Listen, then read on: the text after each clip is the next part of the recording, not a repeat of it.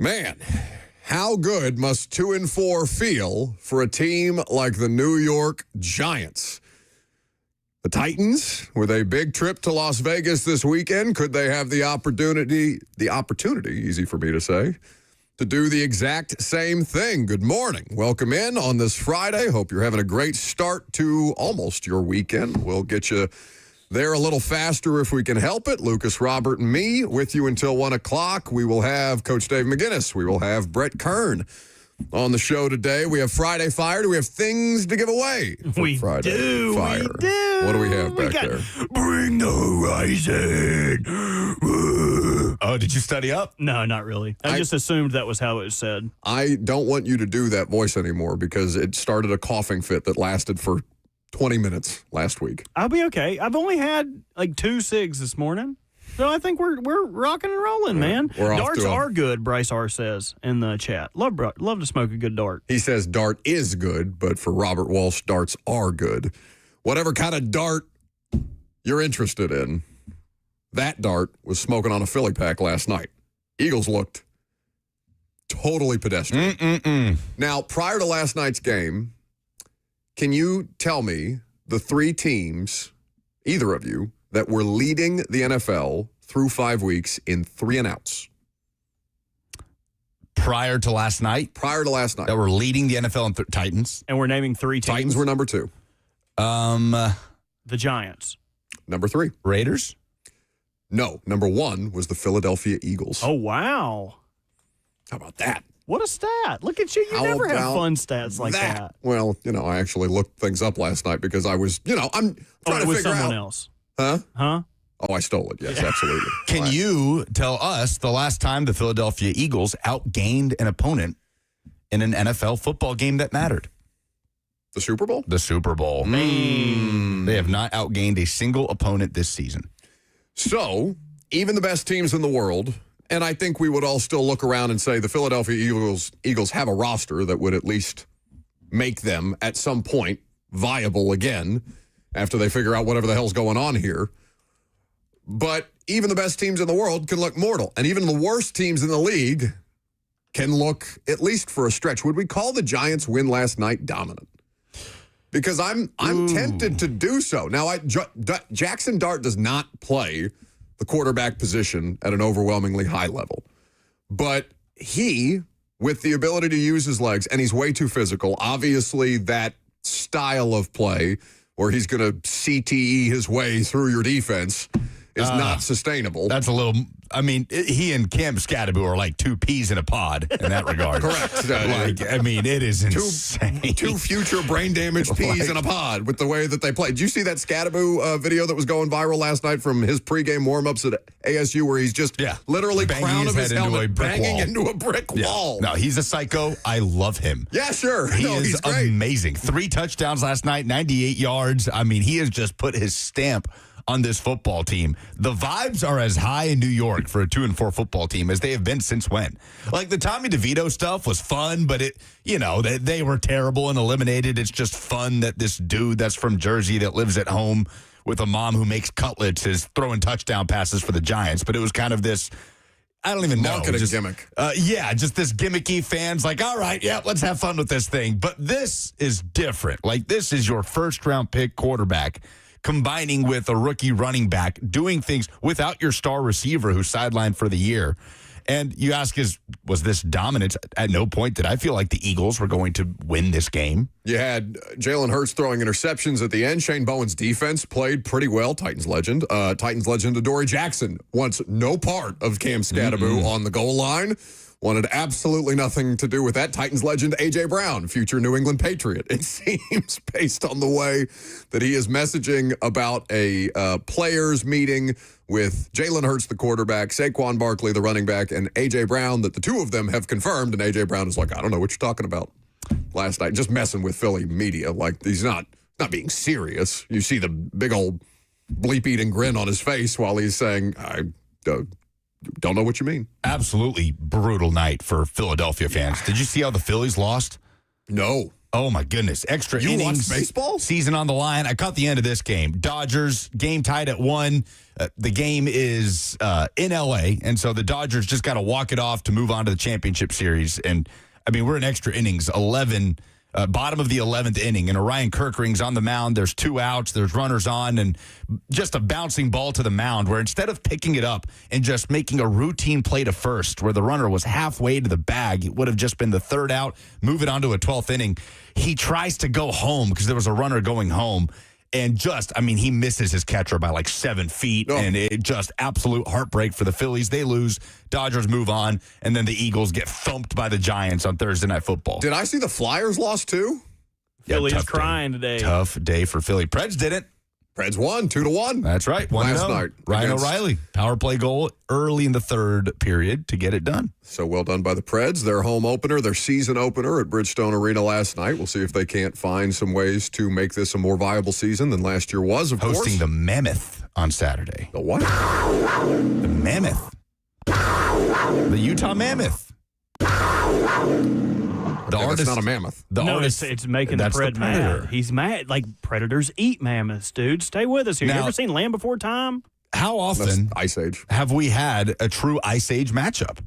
We have a saber-toothed tiger against a mammoth. But you need a pack of saber-toothed tigers to take do you remember their mammoth. names? Diego. Diego was the saber-tooth. Manfred. I just remember Sid. That's Manny. Manny the mammoth. Manny. Ray Romano. Ray Romano. Only thing I Sid remember the sloth? was yes, Sid. Yep. Kid. What's the squirrel's name? Squirrel. It's like Scrat. Scrat. Dude, what? Is Buck an Ice Age expert? Okay, what was Nicki Minaj's elephant called? Nicki Minaj was in Ice Age. She was. Nicki Minaj was in like Ice Age 3. Like a sequel don't count. I'm talking about like the ones that are actually good, not the marketing ones that make just gobs and gobs of money off young children after the fact. Nicki Minaj. That's how I found out about Rusted Root. On my way. Burm, burm, burm, burm. On my way. The older I get, the more I hurt for the plight of Scrat. Because it was a funny thing, like, this squirrel, he can't get enough of the acorns. Look at him, he's just free. But the anxiety, can't get a nut. The stress, I feel for Scrat. Now, on the other hand, he was greedy, and greed ultimately was his downfall. He could never have enough acorns, so I guess he could play at both sides of the coin. Unfortunately, I looked it up because I was unaware. I said, does Scrat die? And Google AI, if it should be trusted, says, yes, Scrat dies in the Disney Plus series Ice Age Scrat Tales when he ages and passes away gracefully. So maybe that would give you a little bit of a little solace. That does give me solace. Because he, it's like a Wile E. Coyote situation with Scrat from Ice Age. So, of course, there was a Thursday Night Football game played, and that's what we started talking about, Ice Age. Are we capable of doing a full start-to-finish sports segment? I think Scrat should be the show's mascot because we are all just like, squirrel. None of us could stay on topic. Shout out to Brady Martin making his Preds debut, 17 years old. What were you guys doing at 17? Robert was pooping in toilet on toilets the lawn and leaving them on people's back porches. Not in 2017. When you were 17. Oh, yes, when I was 17. 17, I had just graduated high school and I was getting ready to go to college. At 17? I'm a year younger than everybody in my Brady grade. Martin is 18. Oh. My mistake. Oh, when I was 18... I don't know if I can talk about that. Statute of limitations. Yeah, I'm worried about it. I'm honestly worried about yesterday. You should be. Hoping it never gets back. Doesn't cross state lines. Our buddy Stephen Young at Home Street Home texted me yesterday and said he was very much enjoying the Convict Sports Radio Hour. Yes. So glad we left an impression on people out there. But for the conversation, for the purposes of a local conversation, does Dart look like a better player through, he's now played... Well, he hasn't played all 6 games. Obviously, Russell Wilson got the first couple of starts for New York. How about Russell Wilson? How about Brian Daboll losing his mind on the team doctor because Russell Wilson took 2 snaps? I don't think I bear to see Russell Wilson on the field. Put that needle in his leg for another second. What does Brett Kern call Toradol? Vitamin T? Get that man some vitamin T. Get him back out there. Give me some horse tranquilizers. Let's go. Yeah, Jackson Dart, I knew he was athletic, but it's always funny the quarterbacks that lean on their running ability early on in their careers as much as some do, right? Like Justin Fields. Always knew he was an athletic player. He was a 5-star dual threat quarterback coming out of high school and all these things. But it was a little bit surprising to see him just become this 1,000-yard rushing capable quarterback for a guy who was a straight-up pocket passer his entire career at Ohio State. And Jackson Dart could move around. There's no doubt about it. And in the Lane Kiffin offense, there's room for the quarterback to escape and make plays with his legs. But there's no question Jackson Dart's biggest impact has come in his ability to run the football so far. So he has had 3 starts so far this year. He's 2-1 as a starting quarterback. His loss last week coming to the New Orleans Saints. He's completed 65.9% of his passes. He's got 508 yards passing, 4 touchdowns to 2 interceptions, and obviously he is also making some plays with his legs. He's had 5 total appearances in games, but he has 3 starts. So in those 5 total appearances, he has had 32 rushing attempts for 167 yards, 2 touchdowns on the ground as well. He has a success rate as a rusher of 56.3. So there will be discussions all year long about the rookie quarterbacks, as there always are. If at some point we see Tyler Shuck this year, he'll have a portion of that conversation. Right now, it's just recently Dylan Gabriel, and now Jackson Dart, and of course Cam Ward, the only one of them to start the season, and theoretically, should he stay healthy, complete the entire season as a starting quarterback in his rookie year. I don't know what conversations there are to be had about player comparisons and things like that. Those are probably best saved for when their rookie seasons are done. But there is something to the way that the Giants are winning. Is the way that the Giants, we talk about sustainability, right? The way that the Titans won in Arizona is not sustainable. That is not a success. Clearly, yes. Brian Callahan has said as much. Correct. Like, everybody understands that, like, hey, okay, you got away with one, and that's fine. Like, you're allowed to get away with one in the NFL. No judgment, win a game. Well, you did something with it. It was handed to you, and you took it. Sometimes you do have to take it. Yeah, but that the taking of it was pulling teeth at the end, but I understand your point. Was it?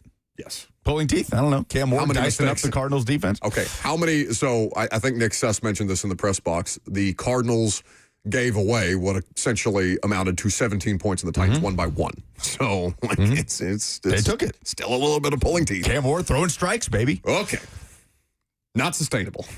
Not Clearly. a sustainable way to win. Is the Giants, or are the Giants, the way that the Giants are winning these games with Jackson Dart and Scattaboo as their primary means of moving the ball, is it sustainable? Because I would also argue that is not sustainable. Yeah, especially with Dart already, taking trips to the medical tent. Yeah, like somebody does need to calm down Jackson Dart. Like, this is great and all. It's not going to be Scattaboo. He's out there headbutting him after the fact. Somebody tweeted a video of them celebrating together after the game, and they're like rubbing their heads together. They were nuzzling. And he's like, they communicate the way that pit bulls do. Yeah. We laughed at that this morning for a while. Like, like Dart, Scattaboo's doing his post-game Westwood One interview, and Jackson Dart comes up to him, and they exchange like 2 words, and then they just start nuzzling their. It's like they had a full conversation there without saying anything. I imagine that they don't verbally communicate very often, mostly because I don't think Scattaboo can put together full sentences. Yeah, but like with Jackson Dart, you have to dial it back. Respectfully. With Cam Scattaboo, I don't think you're capable of dialing it back. He's going to play how he's going to play. Like, that's just what it is. Yeah, no, the Scattaboo thing is like, it's going to be fun for, I think I saw Stoney Keeley in the chat earlier. By the way, welcome back, Stoney. Hope you're feeling better. Stoney Keeley, I think, said earlier in the chat something to the effect of, the Scattaboo thing's going to be fun for 2 years, and then he's going to flame out because you just can't put your body through that. But what a 2 years, though. It's going to be great. Oh, it's awesome. It's going to be electric. It's going to be awesome. All right, 615-737-1045 is the number. So, speaking of Brian Daboll and the sustainability or lack thereof of the way that the Giants won last night, it does feel like beating Philadelphia at home in prime time is the kind of win that keeps you in your job for maybe longer than you initially thought you might be in your job. Does Brian Callahan have that same opportunity as a very much embattled Titans head coach? We'll talk about that coming up next.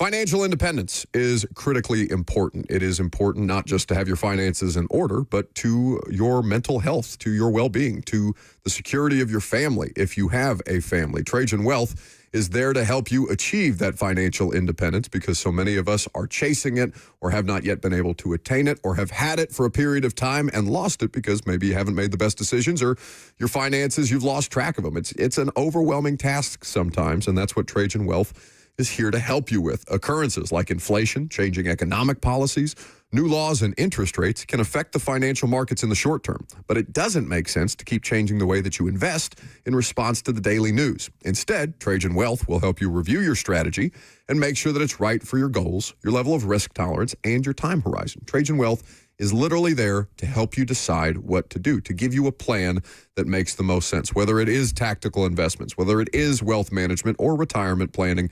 Trajan Wealth is going to give you a variety of different options that make the most sense for you as the individual or for your family's circumstance. 2 locations in Brentwood and Franklin. You can call them at 615-270-5000. That's 615-270-5000, or visit them online at TrajanWealth.com. Advisory services offered through Trajan Wealth, LLC, an SEC-registered investment advisor. This is a paid advertisement.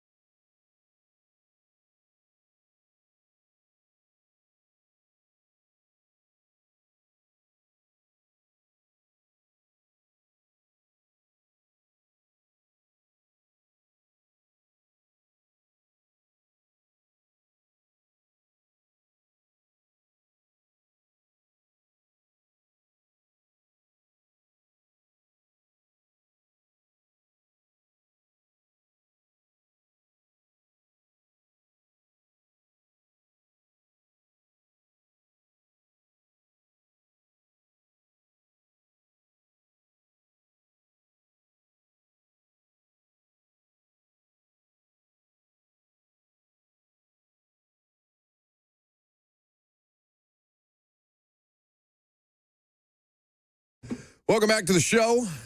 Fueled by Hattie B's Hot Chicken. Hattie B's not open in Middle Tennessee yet. But, Lucas, do you know what they have in Las Vegas? Hattie B's? They have Hattie B's.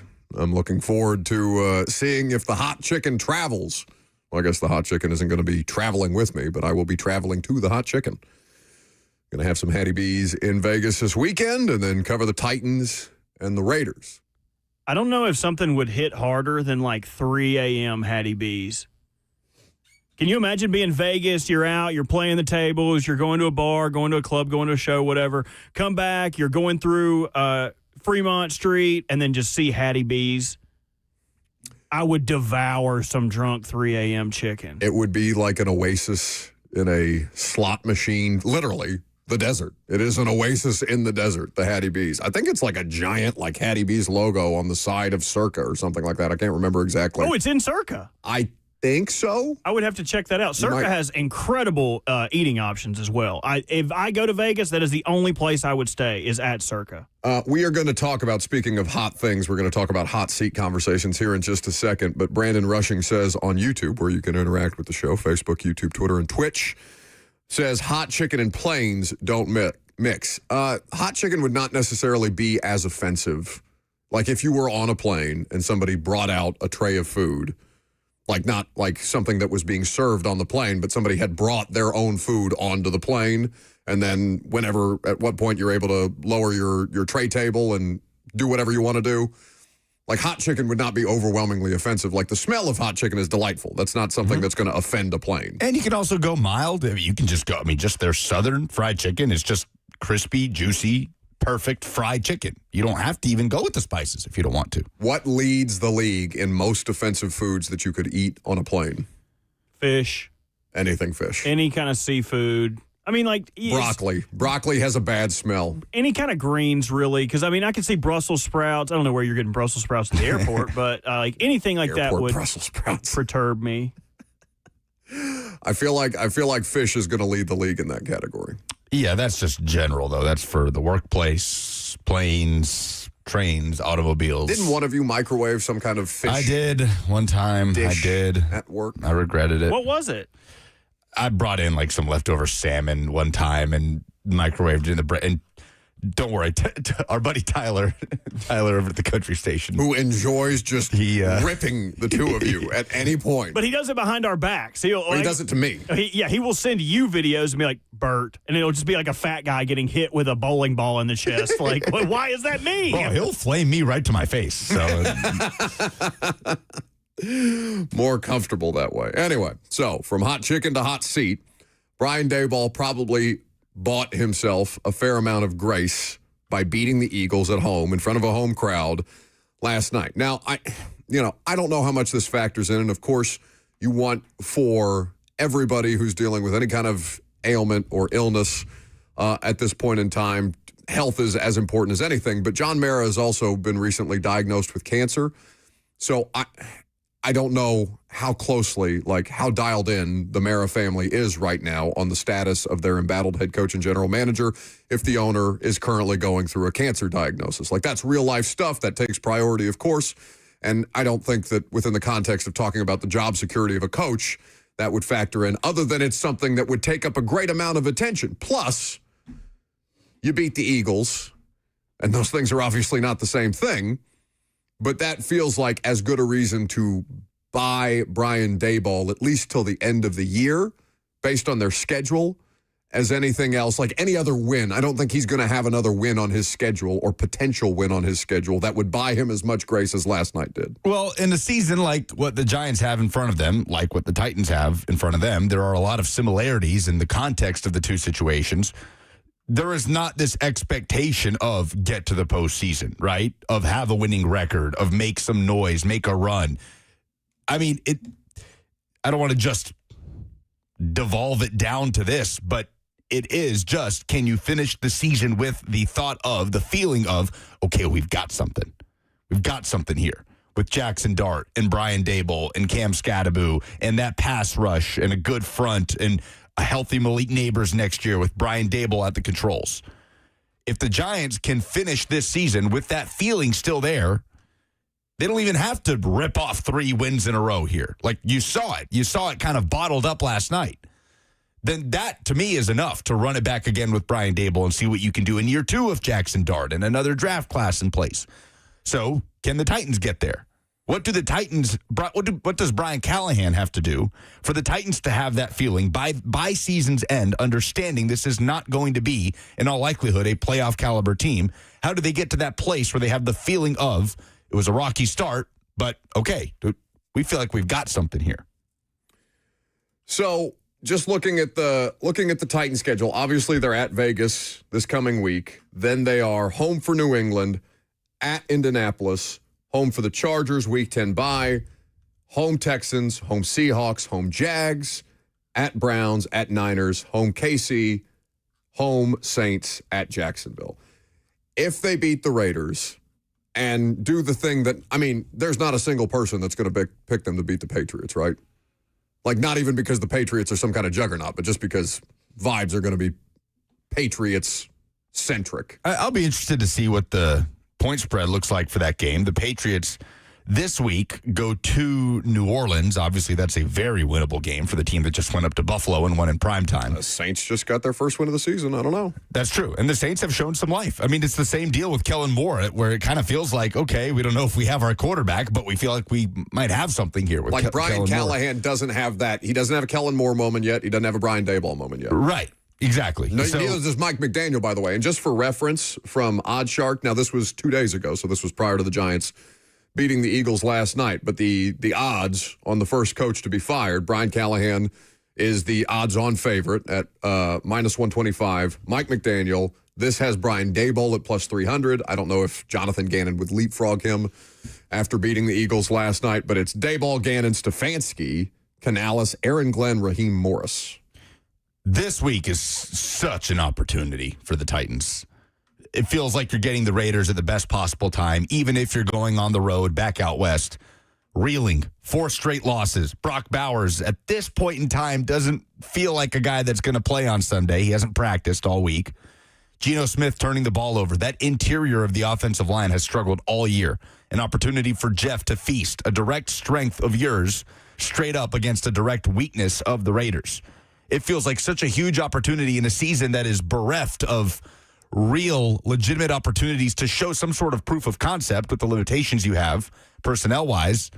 This is a golden opportunity to build on some momentum, to win back-to-back games for the first time in 3 years, and get some good feeling going into that Patriots game, which we all know holds weight. Holds weight, just like any Texans game will for this franchise. Well, at Houston is probably, if you're talking about ownership value, at Houston is number one. No matter who's coaching the Patriots. Ship sailed. That's done, right? You missed the boat on that one. In fact, I mean, you couldn't have missed the boat by more than 26-0, yeah? No, you could have by more. You could have been 27, but I get your point. Don't laugh at that. Well, turn your mic on if you're going to laugh. So witty, so funny, so charming. He still won't go to Shabu Shabu with you. I told you we're going on Tuesday. I thought we weren't going to say the name of the establishment. And now everyone knows. And now you can't go because you'll just be accosted, the public figures that the two of you are now. I think that the Patriots game, even if they were to lose to the Raiders, and depending on how, like, they can't beat the Patriots and it'd be like the Cardinals, right? Not like where there's at least some level of dialogue of, man, the Patriots really just blew up, like they imploded. And so the Titans were able to squeak one out at the end. Well, that's probably not going to happen for a Mike Vrabel coach team, you would think. I mean, God, when is the last time that it did happen? Surely an implosion like that? Surely I've covered an implosion type game. I mean, like the football was really bad for the last year and a half of the Mike Vrabel era. Yeah, we get that the roster was bad. This roster 27-3. Yeah, that wasn't an implosion. That was just an ass kicking. Dillard. Yeah, like that. That was like what happened in Houston a couple weeks ago. Just never were even remotely in that game. There's gotta be a meltdown game that it's not coming to mind right now. But anyway, so yeah, let's just assume that a Vrabel coach team is not going to have a 26-0 moment. Yeah.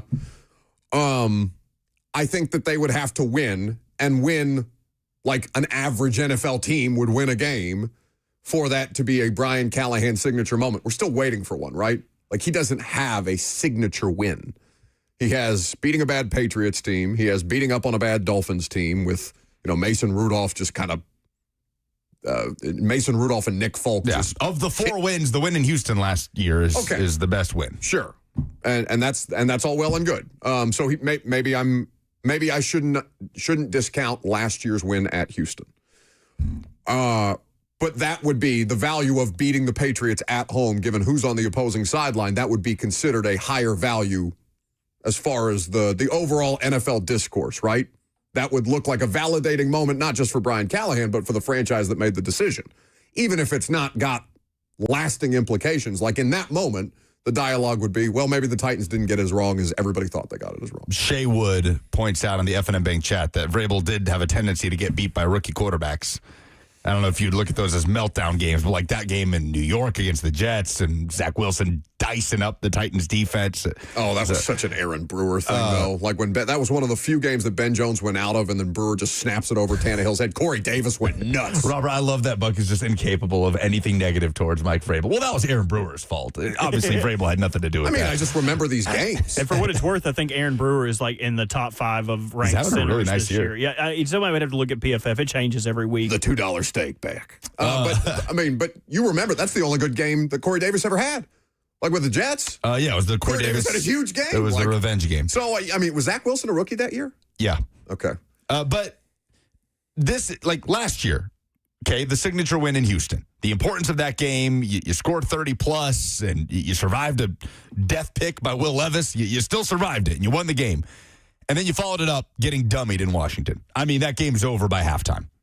So what an opportunity here to avoid the lift of a win, no matter how it comes, just being torn down in the most defeating fashion the way it was last year. What an opportunity to go to Vegas against a team that is reeling and has deficiencies, weaknesses all over the place. And the best thing they have going right now looks like he's going to be a doubt to play on Sunday in Brock Bowers. You talk about matchup advantages. Jeff against the interior of their offensive line. Bad. L'Jarius Sneed, who's playing better football for the Titans this year against a wide receiver core in the Raiders that nobody really pops out, right, with Brock Bowers potentially sidelined. The defense on the whole, to the Titans' credit, is playing like fine football. Like Jeff is obviously exceptional, but the defense on the whole is playing fine. Like good enough, yeah? And obviously you would like them to achieve at a higher standard than good enough. But, it really feels like just looking at the Titans' schedule again, even if they were to beat the Raiders and then lose to the Patriots, like nobody's going to look at Brian Callahan if they win back-to-back games for the first time since 2022 other than saying, hey, that's okay, good. Like you did something that you've been expected to do. I know, Lucas, you think it's reductive when I say, okay, good, you did your job. But your job is to go out there and beat inferior teams. I think the Raiders might be an inferior team than the Titans, which is a crazy thing to say, given what the Titans have looked like for the first month.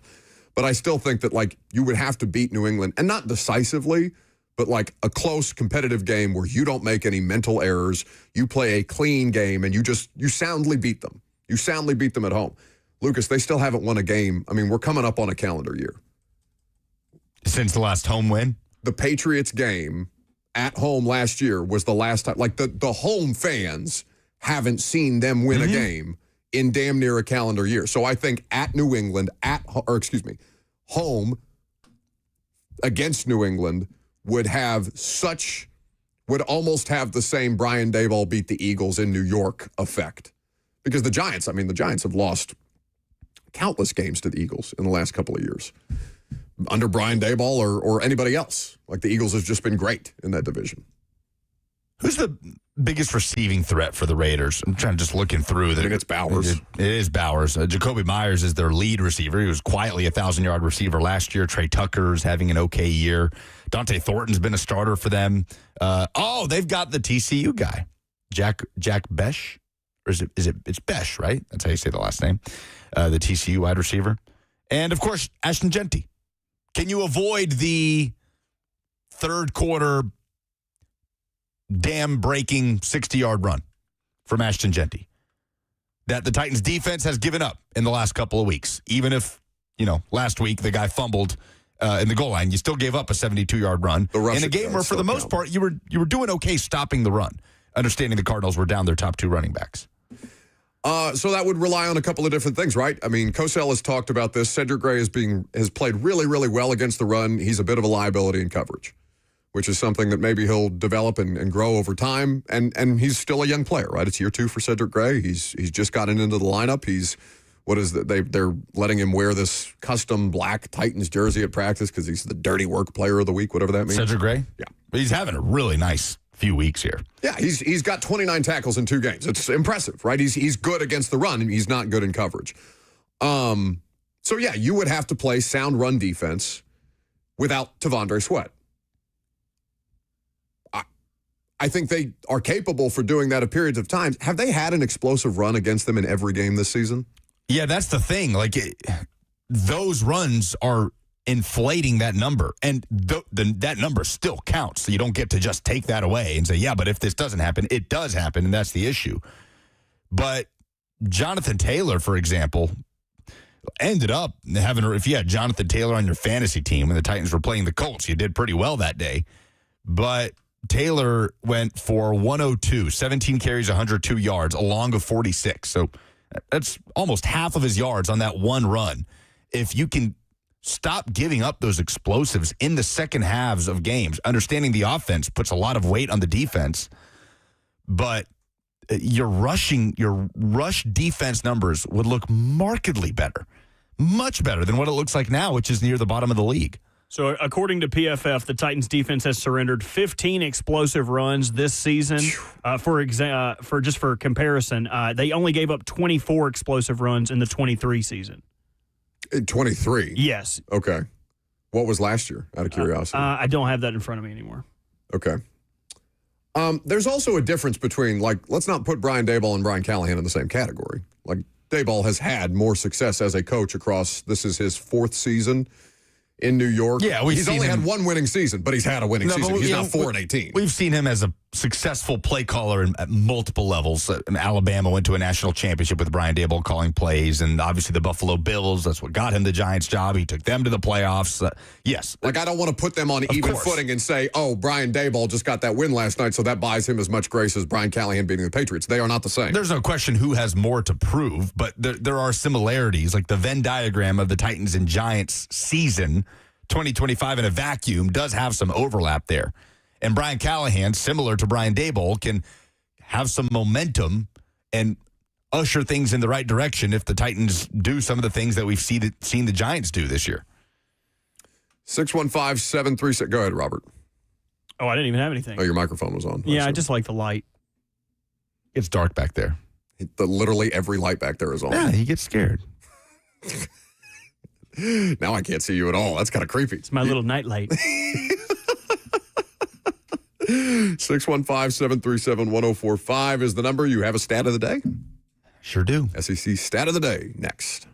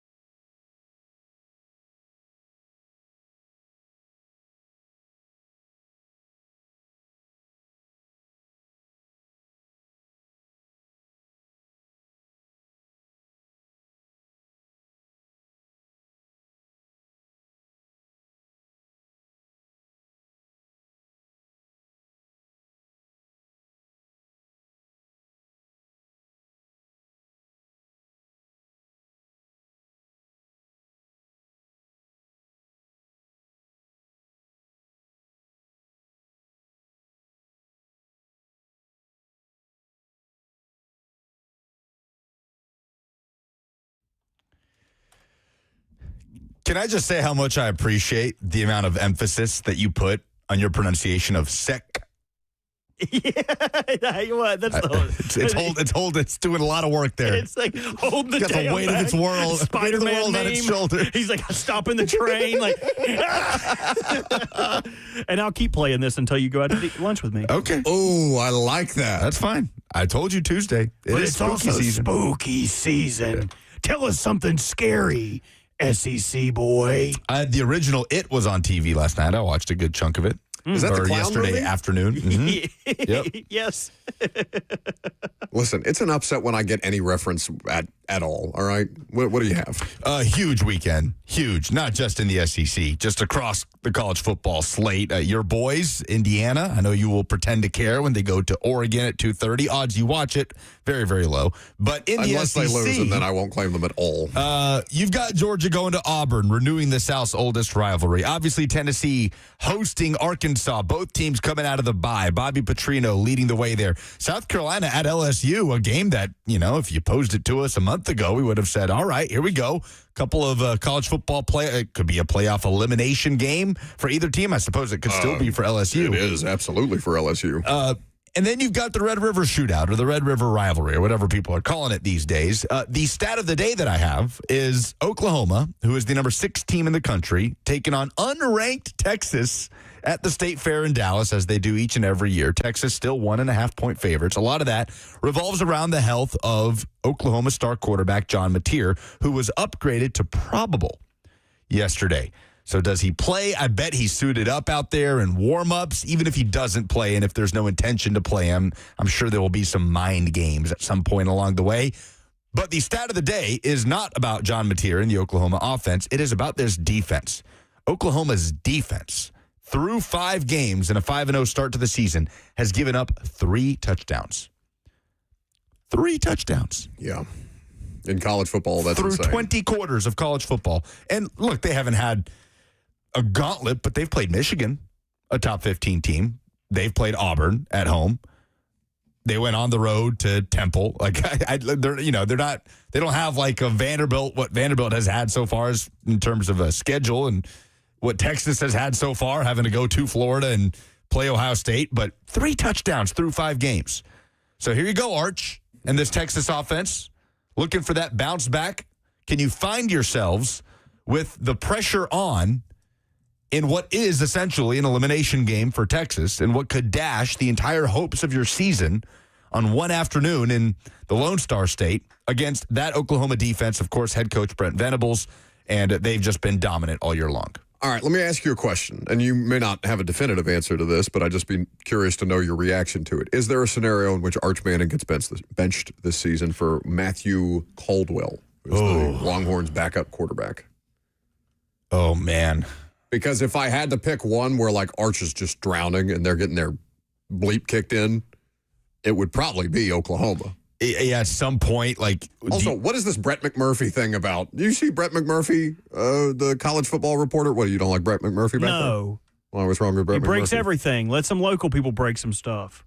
No, that's lame. No, it's That's not. that's like me coming in here and complaining about Adam Schefter gets too many scoops.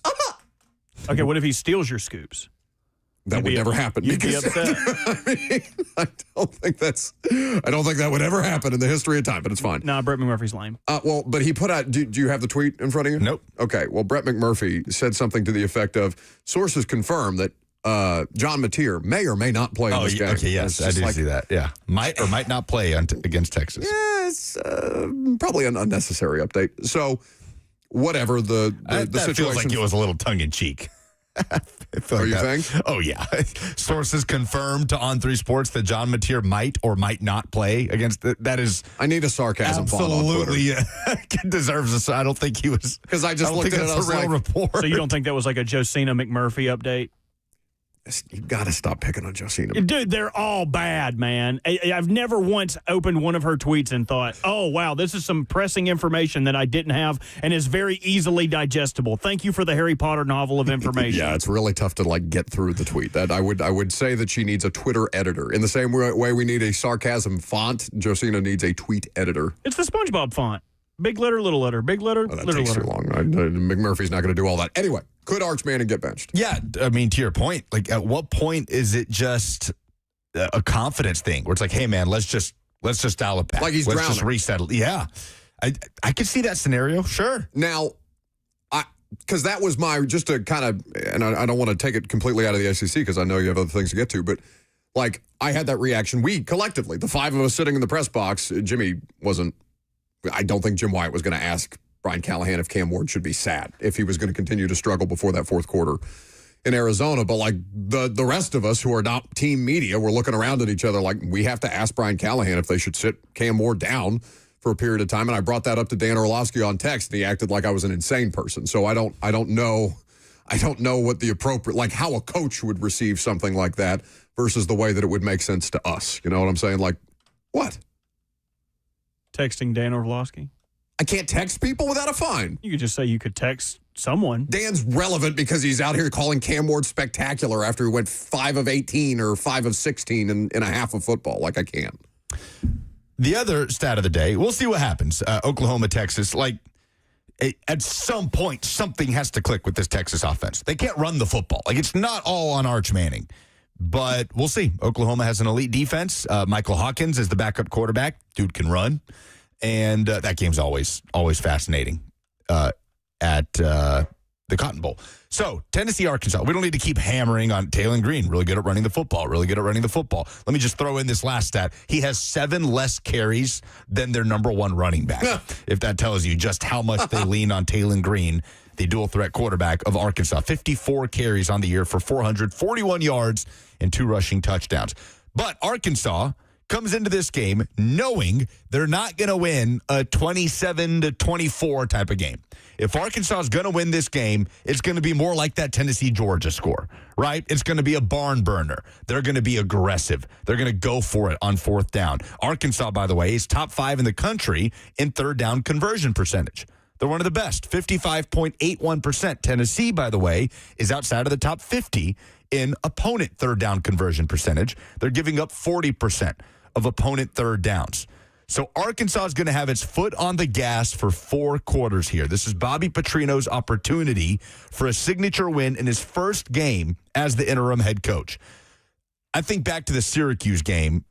Tennessee against the Syracuse team that it's had a weird year. Like, they beat Clemson. They also had to escape UConn in overtime. They looked terrible last week. We never talked about one of the players' uncles calling into the Syracuse postgame Jonte show. Cook's uncle, former Texas receiver, 5-star, was a big get for Syracuse in the portal. Steve Angeli's out for the season, their quarterback, so Ricky Collins has been playing. He's been dreadful. Weird year for Fran Brown up there. But in week 1, Tennessee's defense had some lapses against Syracuse. Syracuse had 3 touchdown drives in which they converted a 4th down. Tennessee's 4th down defense, if it's even like half as good or halfway better, then that score is a lot more lopsided in week 1. So can Tennessee be better at getting off the field on 3rd and 4th downs? Because if it's 4th and 2 and Arkansas is on the minus 46 late in the 3rd quarter, they're going, man. Like, they got nothing to lose. At no point in this game, Bobby Petrino, if he's smart, at no point will lean on his defense. Like, it's just not a smart play in Neyland Stadium with the way Joey Aguilar and these Tennessee receivers are playing and the way the offensive line is protecting. Fun weekend of college football. I know this is the SEC stat of the day segment, but I don't really know what to do with Michigan USC. I'm fascinated to see what happens there. I mean, Indiana is almost assured to lose at Oregon this weekend. Who's a better team right now, Miami or Oregon? Hard to say. Oregon is much less discussed than Miami is. Who's got the better win? Ooh. Oregon at Penn State. I get what Penn State just did. Penn State looks very fraught right now. But Miami's best win, would it be at home against Notre Dame or on the road at Florida State? Miami has more quality wins. And Florida State had just lost to Virginia, which Virginia is a Might ranked be a playoff team, man. Yeah, it's a ranked they've got team. a path to the playoffs. So let me not discount Virginia that. feels like the Indiana of last year. No, I think that's fair. I would probably say Miami has a better quality win than Oregon does. But if Oregon beats Indiana and beats them decisively, then that would probably shift back in favor of Oregon.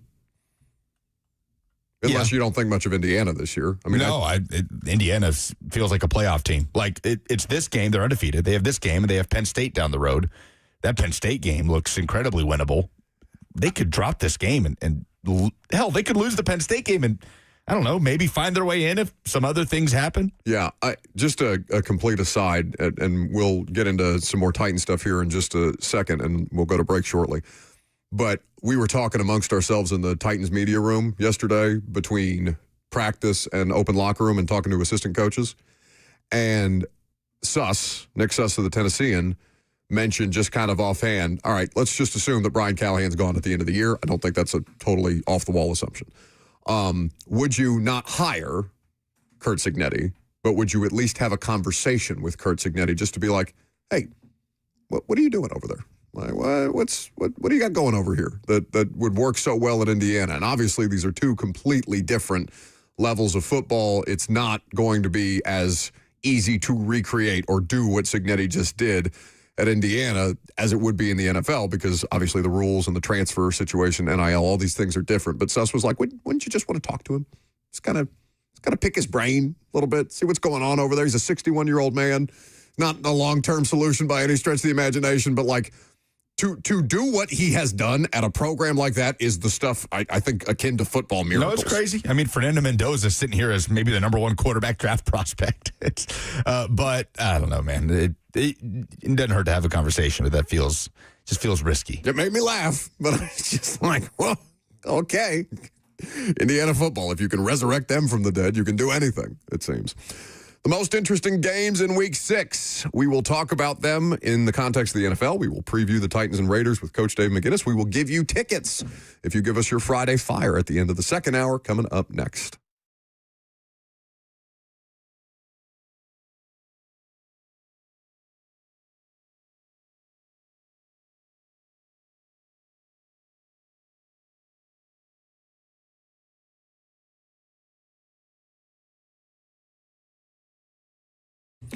No one wants to deal with a plumbing, HVAC, or electrical emergency. Most of the time, you don't know what it will cost, or if it'll get fixed right, or if someone is just trying to sell you something. When you call Hiller Plumbing, Heating, Cooling, and Electrical, their experts are going to solve your problems quickly. The price you're told is the price you'll actually pay. There's no hidden fees or surprises when you get your bill. Hiller has been in business for over 35 years and is family owned and operated. Their techs are professional, experienced, and trustworthy, and they all have background checks and are drug screened. When they're on their way, you'll receive a photo of the tech and a link to track them in real time. No more time wasted waiting around, and they will give you a 100% satisfaction guarantee of happy you'll be, or the service is free. That's the Happy Hiller promise. So book online now at happyhiller.com. That's happyhiller.com today.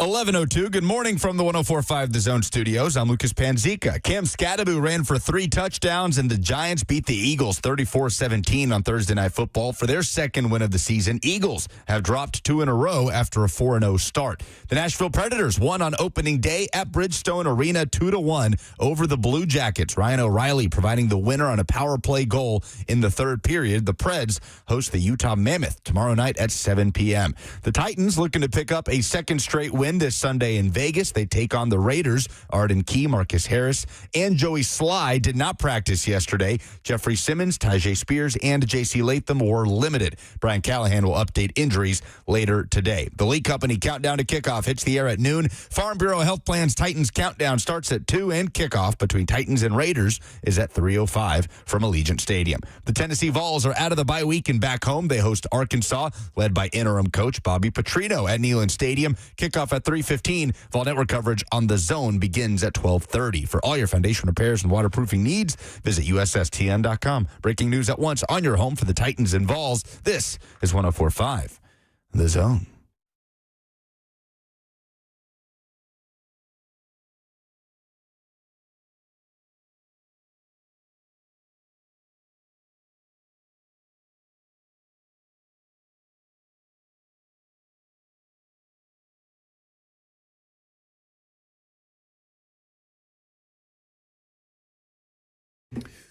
Week 6 in the NFL, we're not quite into must-win territory unless you're a team that's 1-4 and looking to keep your hopes alive.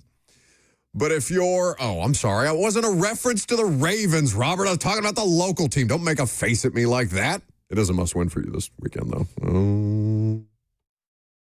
All right, you talk, Lucas. Don't worry, buddy. The tacos will be here soon. A lot of 1-4 teams across the NFL. Obviously, the Titans playing one in the Raiders. The Cleveland Browns are going to Pittsburgh. The New Orleans Saints are hosting the Patriots. The Miami Dolphins are 1-4, hosting the Chargers as they continue a tailspin. And there are the lowly Jets who are in London. This weekend, taking on the Broncos at Tottenham Hotspur. That was bad. I'm sorry. I regretted it immediately. Was it? Robert's making a face. I'm feeling so much shame. That's the worst thing I've ever done. It's the worst thing I've ever done on this show. Tottenham Hotspur. No, let him sit in it for a little longer. Trying to take away some of your embarrassment, buddy.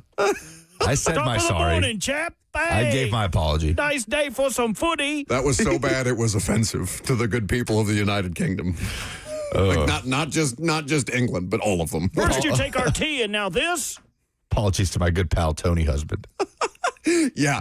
Can we send that to Tony Husband and have him evaluate Lucas? I'm so sorry, Tony. English You could just accent. say his name, whatever Tony's husband's name is. You don't have to call him Tony's husband. It's kind of derogatory. No. It's not June. I didn't think we were. I thought that was just reserved for the month of June. Yeah, you could say their name. So the Jets will go 0-6 in London, and meanwhile, there's a bunch of 1-4 teams. Okay. Did you read the piece in The Athletic this week that Mike Silver did? By the way, Mike Silver working on something with the Titans. I assume it's in advance of the Mike Vrabel game next week. He was here at St. Thomas Sports Park yesterday talking to a bunch of different people. But did you read Mike Silver's piece on the London games? Like he talked to a million different coaches and different people with NFL organizations. Basically like... That they hate it? Yes. Like how miserable it is on the actual teams. It makes all the sense in the world from a financial standpoint. Makes all the sense in the world from a... And to their credit, like, Lucas, I know like sending K-State, Iowa State to Ireland is stupid. But... Or sending Michigan and Western Michigan to Germany. Is that a thing? Yes, we've talked about this. Next year, Michigan's playing Western Michigan. I forgot about that. It's going to be a 45-point blowout. That's pretty gross. In Germany. Why?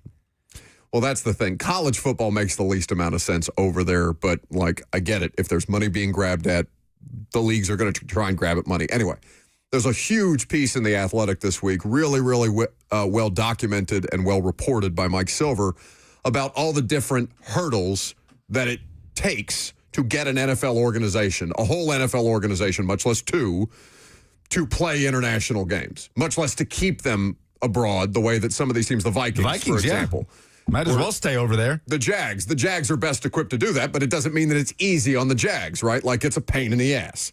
And it reduces the quality of football. It also leaves the results as much up in the air as any game played in the continental United States. Yeah, that's fair. Because, so you say, assuming, and the Jets are a terrible football team. No, I know. I say that tongue in cheek. They are for sure. The London games are wild card. But if you told me that the Jets' first win of the season, and arguably their only win of the year came in like 13-10. It's like Urban Meyer. Urban Meyer had no business winning football games in the NFL. He won a London game. You know what I'm saying? So, so as we talk about teams that need it worse than anybody, the Jets, just because to go winless would be a terrible situation. But like, Robert, let's have an actual conversation whenever you get off the phone about your Baltimore Ravens hosting the Los Angeles Rams this week. It's a it's a noon game, noon Central game. Ravens are 1-4. Their defense is horrendous. They have, I believe, and Robert, you'll correct me if this information is wrong, but they have about $160 million worth of cap sitting on their injury report right now, ballpark. What? That's cap. Yeah, salary. That's the worst thing you've ever done. God, dude, you're just going to... Why don't you just say... like, look at that awful smile on something your that face. makes me dump you or something. Like, I don't know how you recover from this. That was offensive. I was happy about that one. You know it's not cap. But that is so, right? It's about $160 million worth of player salary sitting on their injury report right now. So, again, what's the status of Lamar? He hadn't practiced all week. He's out. Okay, so it's Cooper Rush against the Rams. And that was always the plan. The plan was always they have a bye after this. They want to get him back for Chicago. I don't think Lamar was ever going to play after we learned the severity of his hamstring injury. So without you getting animated to the point where you cuss in front of the microphone, can I ask you about Dan Orlovsky's criticism? Because we've been talking a lot about Dan Orlovsky here lately, and I think again, I respect Dan as an analyst.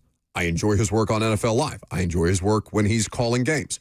I think he is over the top about his praise of Cam Ward right now. I don't think that you can say seriously that Cam Ward is immediately a top 8 quarterback if you get him better help. What did he say about the Ravens? Well, he was criticizing the lack of first down or early down runs by the Baltimore Ravens because Derrick Henry is on the roster. Like, he had one of the stats and info people look up their success rate when they're not running on early downs versus when they do run on early downs and the success rate that they have. So, in as calmly and as analytically a manner as you are capable of at this point, can you give me your reaction to that analysis? Yeah, I think they're damned if they do and damned if they don't. Because if they give Henry too many carries at the beginning of the year or the beginning of a game, people are going to say, oh, you're going to tire him out. No, you don't want to waste him for the end of the season. But if they don't give him enough carries, it's like, why aren't you using Derrick Henry as much? So I really do think it's a damned if you do, damned if you don't moment. But it's also really hard to run the football. Like, I understand it's Derrick. But if Lamar is not in there, they can focus all of their strengths on Derrick, much like the last year that he was here in Tennessee. Why are we running Derrick in a stacked box? You have to do that. You have to run the ball. You can't get away from the run. But without Lamar, there is a less focal interest in, this is a dual threat backfield. Now they can focus on stopping the run outright. And I've probably said it 3 times this week. Lamar owns a 15% commission on any rushing yards that are generated in the game that he is playing. And you've noticed that. Henry has, I think his longest run since Lamar has been out has been 10 yards.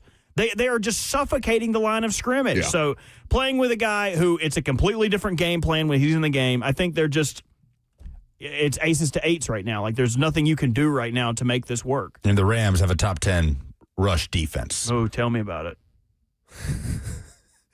And what now? Does it give you, and this would just be completely circumstantial, but I mean, the fact that the playing field could be at all leveled by the fact that it's going to be a little sloppy in Baltimore this weekend. Somebody points that out in the chat right now. I don't There's care. A high percentage chance of rain in the afternoon. Sloppy games benefit teams that play clean football, and they're not playing clean football right now. Okay. They're not being able to run the ball very well. The only benefit they have this week compared to last week against the Texans is Ronnie Stanley is practicing and Kyle Hamilton is practicing. And those matter. That definitely matter. That is probably 45, 50 million of that 160 million that was on the bench. So it definitely matters, but it's going to be a massive uphill battle. They are just on these first 6 games, not to just talk about, I guess that's what we're doing. That's fine. We're talking about football games this weekend. We're going to talk about the Titans and the Raiders here in just a few minutes with Coach Mack. The first 6 games of their season was just a total opposite revenge tour. Anyone that wants to kick your ass gets an opportunity to do it in the first 6 weeks. They open up against Buffalo, who beat them in the playoffs. Week 2, they played Cleveland, who natural division rival. Week 3, they played the Lions, who they shellacked last year in Baltimore, like 35-17. Then they play the Chiefs, natural rivalry. Then they play Houston, who has never won in Baltimore. C.J. Stroud never scored a touchdown against the Ravens in 3 games, and he ends up throwing 4 of them. Now they have the Rams, who they beat in overtime last year on a walk-off punt return touchdown. Their offensive coordinator is saying it's a hard place to play. I've never had a successful game there. So they are just facing a murder's row of potential playoff teams. I mean, of the 6, 5 of them are playoff teams. Yeah. So it's an uphill battle. It's a tough spot. Rams 7.5-point road favorites. Titans, by the way, are 3.5-point dogs on the road, which is basically home field, which makes sense for a pair of 1-4 teams. That line has moved. What was it? The Raiders opened at 6.5. Oh, okay, so it's gone down. By the way, we didn't really mention Joey Sly did not practice yesterday. Yes. With the calf on the injury report. Titans signed Matthew Wright this week. We did mention that, the kicker. So just something to keep an eye on for Sunday. And I don't know, did I bring this up on the air? Because I don't think you and me and Jim Wyatt talked about it pregame. Like Sly left the field in Arizona with trainers and then came back in later. Like came back out onto the field later. Came back, made all 3 field goals, missed the extra point. So made his kicks, but I don't know if that was a situation that was specific to what happened in Arizona pregame, if he was dealing with something that just popped up, but they do have a kicker on the practice squad. That would make sense if he is a practice squad elevation. So, who's most likely to get got this weekend, though? Because I've got 2 games in particular, I might argue 3, that look like that the results would make no sense if the team that is the underdog were to upset the other team. But for some reason, I feel like the Saints are capable of getting the Patriots. Now, if Drake May plays like he did on Sunday Night Football, Saints are banged. But I don't know. That just feels like in the same way that I've seen Mike Vrabel coached teams win a game like at Buffalo, I've also seen them drop games like at New Orleans that should be infinitely winnable. So I have that circled just out of pure curiosity to see how they look. I'm talking about pure curiosity. For me, that's Joe Flacco and the Bengals going to Lambeau. Yeah, and that would be like if the Packers were to lose twice to Joe Flacco on 2 different teams would be funny. Their only 2 losses would be to Joe Flacco. But I think that the Steelers and the Browns are interesting here. Dylan Gabriel on American soil, quarterbacking his first game. It's at Pittsburgh, so it's not an easy place.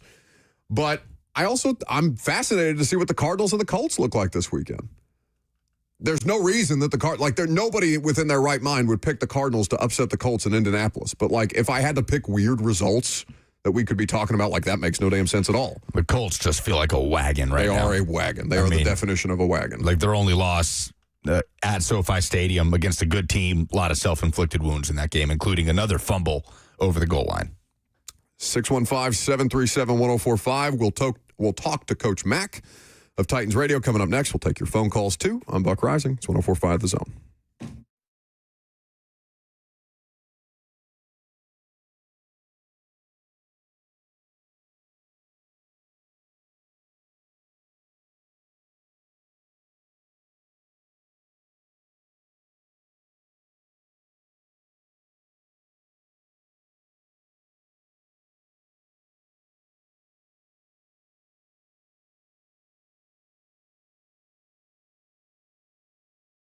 The Tennessee Men's Clinic has helped so many guys who are dealing with performance issues. If you're dealing with erectile dysfunction, if it's mild or moderate ED, if it's something like Peyronie's disease, there are treatments that can help you get on the path to success, can get you back to optimal performance. That's what the Tennessee Men's Clinic has been doing for over a decade here in Middle Tennessee at any of their Middle Tennessee locations. They are the #1 men's health provider serving the men of Greater Nashville with 4 convenient locations, and they can help you too. If you are dealing with low testosterone, ED, all manner of different issues, I mentioned Peyronie's disease as well, they can find a variety of different treatment paths that can get you back on track. And sometimes it's a combination of those treatments that can unlock the best path to success. Clarksville, Nashville, and Franklin is where you can find them. You can get involved and understand all the different things that they have at their disposal to make sure that you are in the best possible position to succeed. The TennesseeMen'sClinic.com is where you find them. You can book an appointment easily online today. Again, TennesseeMen'sClinic.com.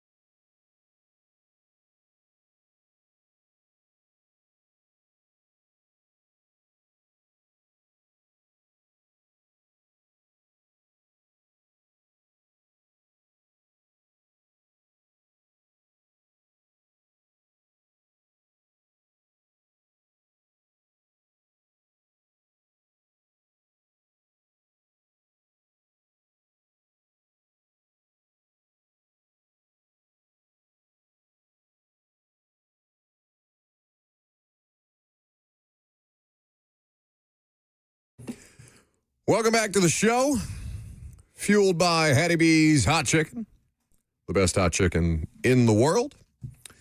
Speaking of things that are the best, Coach Mack, we know he's the best.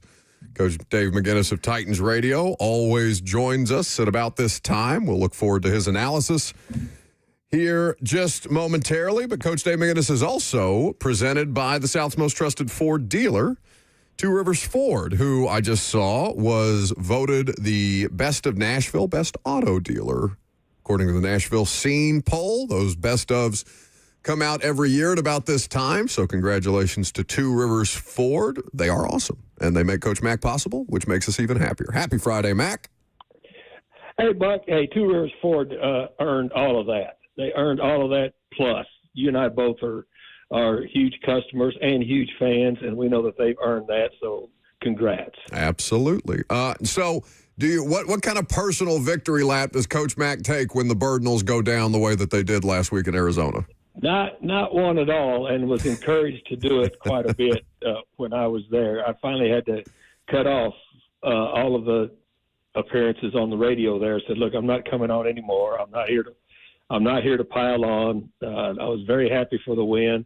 I was very grateful for the way that I was treated the 2 days that I was out there. It was really cool, but guess what? Rearview mirror stuff for me. No, I'm with that, and I can appreciate it, Mac. But like that's my and just to, if you'll allow me, it was really cool for me to go to State Farm Stadium because I've heard you talk about what that process was like for you as the Cardinals head coach, basically going door to door, not basically going door to door to help generate support for the team, for the new stadium.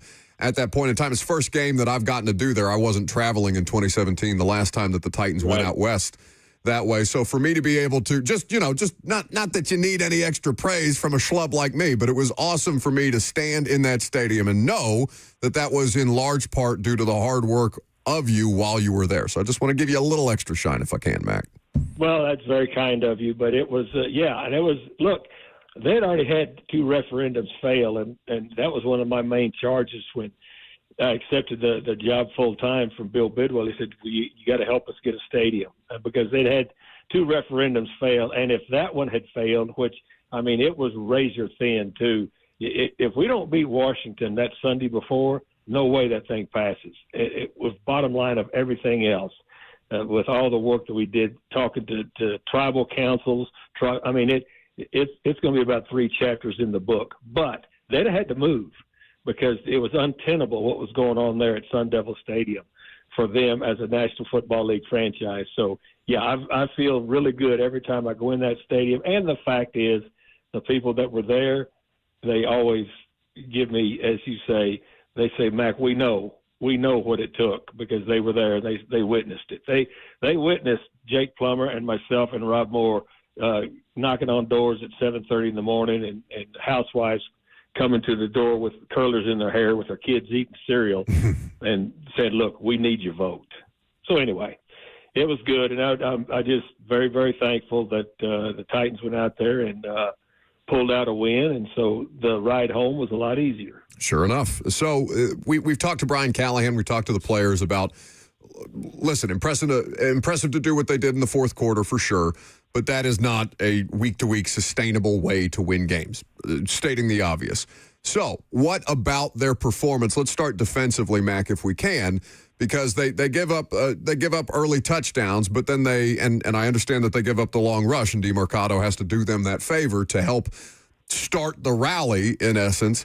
But what did you see from the Titans defensively that you believe has been sustainable over the course of the last couple weeks, understanding that when the offense isn't doing its side of the deal or not carrying its as much weight as it should, that everything on defense is micro-analyzed?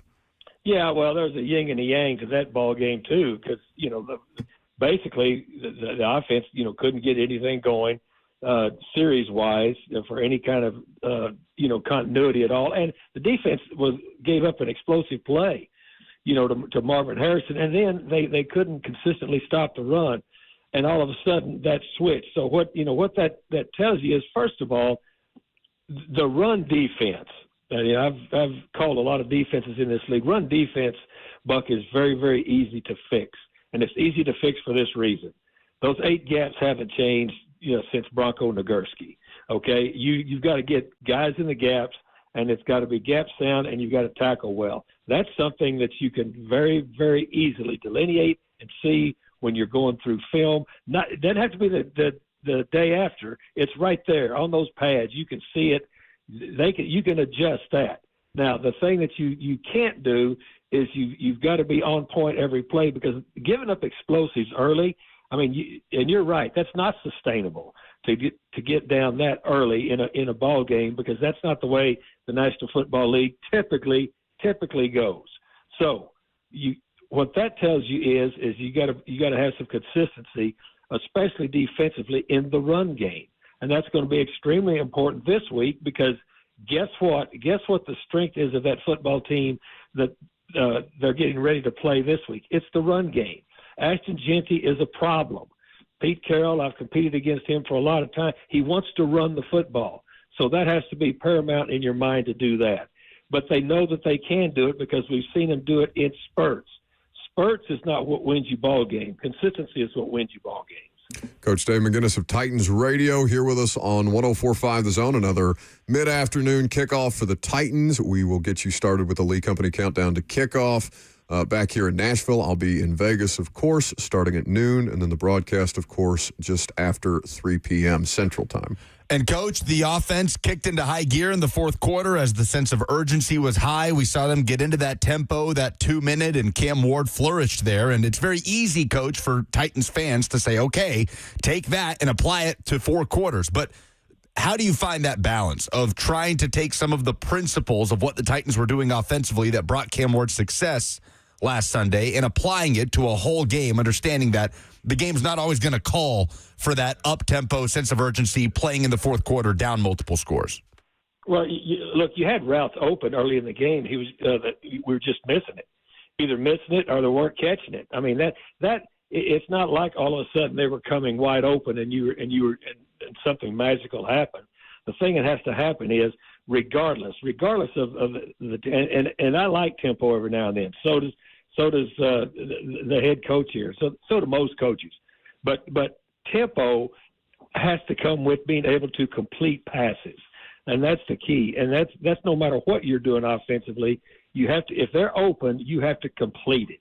And that, I mean, I think if you really drill down on the first part of that ball game, they had people open, but you weren't connecting. You don't connect, you can't continue series. You connect, you continue series. That's what you've got to continue. And on the flip side of that, Coach, the Raiders, who have had trouble protecting Geno Smith, obviously it's led to some turnover issues for the veteran quarterback.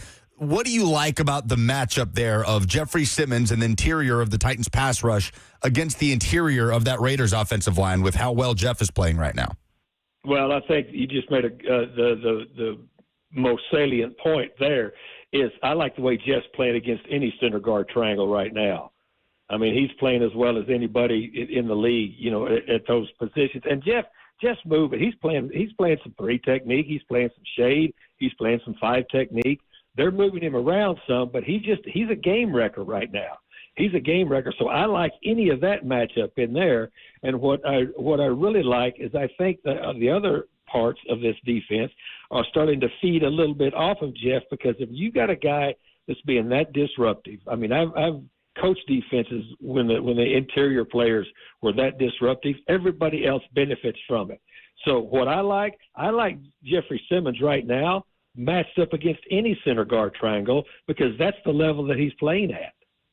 I want to ask you, Mack, about like the dynamic between, and you've coached obviously many high-level players. You've been around many high-level players across your career, not just in broadcasting, of course, but in coaching throughout the course of the last handful of decades. When you have a player that's in what they call a flow state, right, where he's just completely focused, completely engaged, like he just seems seamless in everything that he does. And Jeff is telling us after the Houston game, right, he gets that ridiculous sack where he's off the ball. For some reason, he's left almost unblocked. It looked like the tight end was supposed to, like, wham him on that play, and Jeff is just that fast that he got to C.J. Stroud that way. Jeff is telling us in the locker room the week after that James Lynch was actually supposed to be lined up where he was, and that he asked James Lynch to switch positions with him, essentially, because he saw something that was going to be advantageous, and he knew that he was going to be able to take advantage. Like, what's the dynamic of a coach and a player that has a little bit more ability to freelance because their performance has allowed them such? Well, it's not so much freelancing; it's being able to recognize, and a lot of that comes from film study. Sure, you know, to recognize what's happened. I mean, I've been around some brilliant defensive tackles. Start with Steve McMichael and Dan Hampton. Those guys were making adjustments continuously during a ball game. When I was in contact with Mike Singletary, he'd say, "Hey, Coach, look, here's what we're going to do because Hamp and Ming have said this. This is a better matchup over here." I said, "Fine, do it, because look, at the end of the day, it's player on player when you're in the National Football League, and when you've got guys dialed in that well. But that comes from film study. They don't just do that. I mean, people, think that guys just freelance and run around and jump around, just randomly. They don't. The guys that do that are the guys that study tape, the guys that, are constantly looking to find an edge. And to me, that's just taking it to another level in the National Football League, which if you've got enough players that can do that at all three levels on defense we're talking about right now, you're in really good shape, because the game has to constantly be adjusting during the ball game. It's just the way it is. Yeah, and obviously not just in a ball game, but just dealing with weekly roster attrition, right? That's obviously something the Titans have experienced early on. Every team in the NFL experiences that, where you as a coaching staff and them as specific units are having to deal with guys being in and out of the lineup. And we don't know definitively. Callahan will update us on injury statuses and just general availability statuses later this afternoon. But it does seem like J.C. Latham has a better chance this week than he obviously has in weeks past. Whenever J.C. does get back into the lineup, what does that kind of look like from a reintegration standpoint? Understanding that, Oli Udoh has held his own and that they've been able to gain a level of consistency as an offensive line group, Mack, just because they're simply playing snaps together consistently. Yeah, well, I mean, look, the talent level between those two is different. Yeah. I mean, there's a difference. I mean, that's just it. I mean, anybody that gets a chance to play in the National Football League has got talent, but different levels of talent. And look, J.C. Latham is a special talent. And so when he's back whole and healthy and he's out there playing buck, it only helps. It only helps. And it also helps that Udoh has been able to fill in, because you know what? He's going to have to be asked to do that again somewhere, because you just said it. This is a game of attrition. And so if you're active on game day, you've got to be able to ready to perform at a minute's notice. And you don't get leeway by saying, well, he's a backup and so he had to come in. It's either you do or you don't. And so it's benefited everybody that he's been able to hold up his end of the bargain when JC was not healthy. He's Coach Dave McGinnis. He's on the call with the rest of the Titans radio crew, out again in the desert, this time Las Vegas. After getting their first win of the season, we will see if the Titans cannot stack back-to-back wins for the first time since November of 2022. Mack, safe travels. Enjoy the time out west. I know you guys are looking forward to the just quickly, Mack, before I let you go, you guys have a road rally out in Las Vegas, right, with fans you and Red are hosting? Yes, absolutely. That should be fun, Buck. You need to be there. Okay. I will clear the calendar. He'll be in his Titans gear. I don't know if I go that far, but I'll wear any gear that you want. Just show up. Thank you, Mack. I will, because anything for Coach Mack, absolutely. Should be a great time out west. I know the Titans fans that are traveling are looking forward to it very much. See you in the booth, buddy. Love you, Mack. See you. Thanks, guys. Hey, Bert, I hope you're out there too. See you. Hey, love you, Mack. See you. Love you too. Bye. I needed that. You had to force that one out of him. I needed that. It felt half-hearted. It felt full. It was wholehearted. That was wholehearted. Coach Mack doesn't do anything half-hearted. Or are you alleging otherwise? Yeah. I felt more love being invited to the road rally by Coach Mack than you got from Coach Mack by just berating him. Well, he is setting you up because he knows you love being surrounded by Titans fans.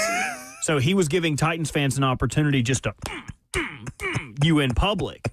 So I think that he was setting you up. Where is the road rally? Do we know? God, don't tell him. Nobody put it in the chat. No, we have a very rare opportunity right now to send Buck to a Golden Nugget, a random corner. God, what's the? Hey, I'm looking up the worst. What's hotel. the worst? Oh, I think it's the Luxor, because Jim Wyatt. I told Jimmy that I was planning on staying at the Luxor. I was just looking at proximity to Allegiant, and It's pretty close, and it's apparently it's disgusting. Jim told me to change my hotel immediately on Monday, and so now I'm staying at I'm staying at a different hotel. The meeting is at the Excalibur Hotel and Casino. I'm sure that is equally. That's old Vegas. It's only not $3 like Fremont. more a night. Whoa. How much? $60 a night. No. It is a Camelot themed hotel. You know, I'm familiar. My this is family business broadcasting. My uncle's actually a weatherman in Vegas. Like, what would be an easier gig? Anywhere in broadcasting. It's not going to rain. I mean, literally, he's the guy. He's the weatherman from Family Guy. It's hot. Yeah, sounds pretty good. It's a cherry gig. The Titans Road Rally will be at the Flamingo. That also sounds like somewhere I would never step foot in. It will be at the Sphere. The Sphere. You know who's at the Sphere, and I might actually do this. Wyatt's going to see the Eagles at the Sphere. Oh, that would be incredible. You should not do that. Yeah, you would hate it. You would be like, they're not singing Back in Black at all. Yeah. Why don't you play We Are the Champions? Don't burden Jim with that. You being like, so what do the Eagles sing again? Hotel California. It's like, right? Jalen Hurts isn't even here. I came because I thought A.J. Brown would be leans over here. to Jim. Are they going to sing American Pie? Yeah. Who sings American Pie? Who's that guy? Stifler's mom. Don McLean. Yeah, I wouldn't have gotten that. The Titans Road Rally is, they have it all red in Vegas. Oh, yeah. Rhett told me that yesterday. They are at Old Red. Okay. Dang I don't think I've been to the one here, much less the one in Vegas. But we shall see. All right. What do you have to give away? Bring me the horizon. Whoa. 2 tickets to Bring Me the Horizon when? Oh, you weren't ready. No, I wasn't. It's May 7th next year. Where? At Bridgestone Arena, May 7th. Just trying to see. What's the number? 615-737-1045. Oh.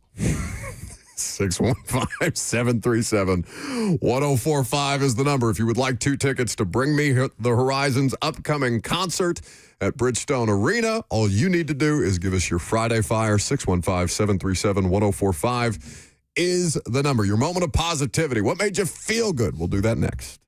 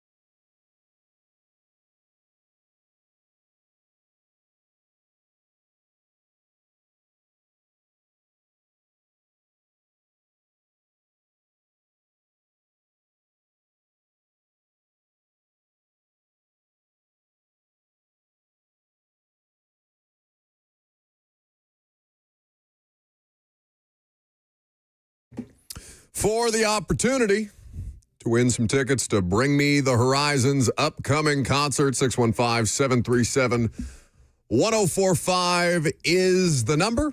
Give us your Friday Fire. I'll start. We'll get to your phone calls here in just a second. Brett Kern will join us after that. That's always a little bit of Friday Fire. Brett Kern with some feel good. Hi, Bob. Just walked in the back studio where it reeks of tacos. Look at that face. Like literally he smells something bad. You have scared Brett Kern out of the production When did studio. tacos start smelling bad? Their entire existence. When did meat and onions and cilantro You could have stopped at the onions. and hot sauce, when did that start smelling bad? People don't like the smell of onions. It's crazy. I smell not onions. even- I can smell you. It's the cilantro. You It's ate- a bunch of that. You I don't. smell onions, I get hungry. That's how that works. Okay, well, I could eat a Science. whole onion. Like, know, just cook the. I you did have. on the show. You have. we should bring that back, by the way. No, that was painful. For some reason, the clip of the two of you goading me into eating that hot chip that did kill a man after the fact. None of us goaded you. You just did it for clout. And Like, I don't think Sparks. anybody tried to. We actually were like, no, you probably shouldn't do that. I'm sorry. Do you want to bring back the video of your face and how excited you were yelling, "Eat the chip"? Of course I was excited. You were in God. pain. Him slobbering with the milk coming out of his mouth It was after the show was over was gross. I've never felt or looked worse in my entire life. I'll never eat another onion. I would potentially eat a shallot. But seriously, Lucas is now like when you go to Subway and you just have an odor about you after the fact, like you literally came in here and the scent of onions followed you. Oh, the smell of delicious food. Yes, I hate it too. Everybody hates the smell of delicious, mouth-watering food. No, they just whatever you smell like mixed with onions is foul. Look at Brett Kern. That face tells you all you need to know. My Friday Fire is that Dolly Parton is not dead, and we should all be excited about it. Dolly Parton took to social media earlier this week because her sister had posted a concerned Facebook message calling for prayers for Dolly Parton because she was in, according to Dolly's sister, poor health. But Dolly filming some stuff for the Grand Ole Opry, then posted a social media video of her own. Hey, Natalie, bring your camera over here. I want to say something. Well, today's October the 8th, and obviously I'm here doing some commercials for the Grand Ole Opry, which is why I'm dressed kind of like a country western girl.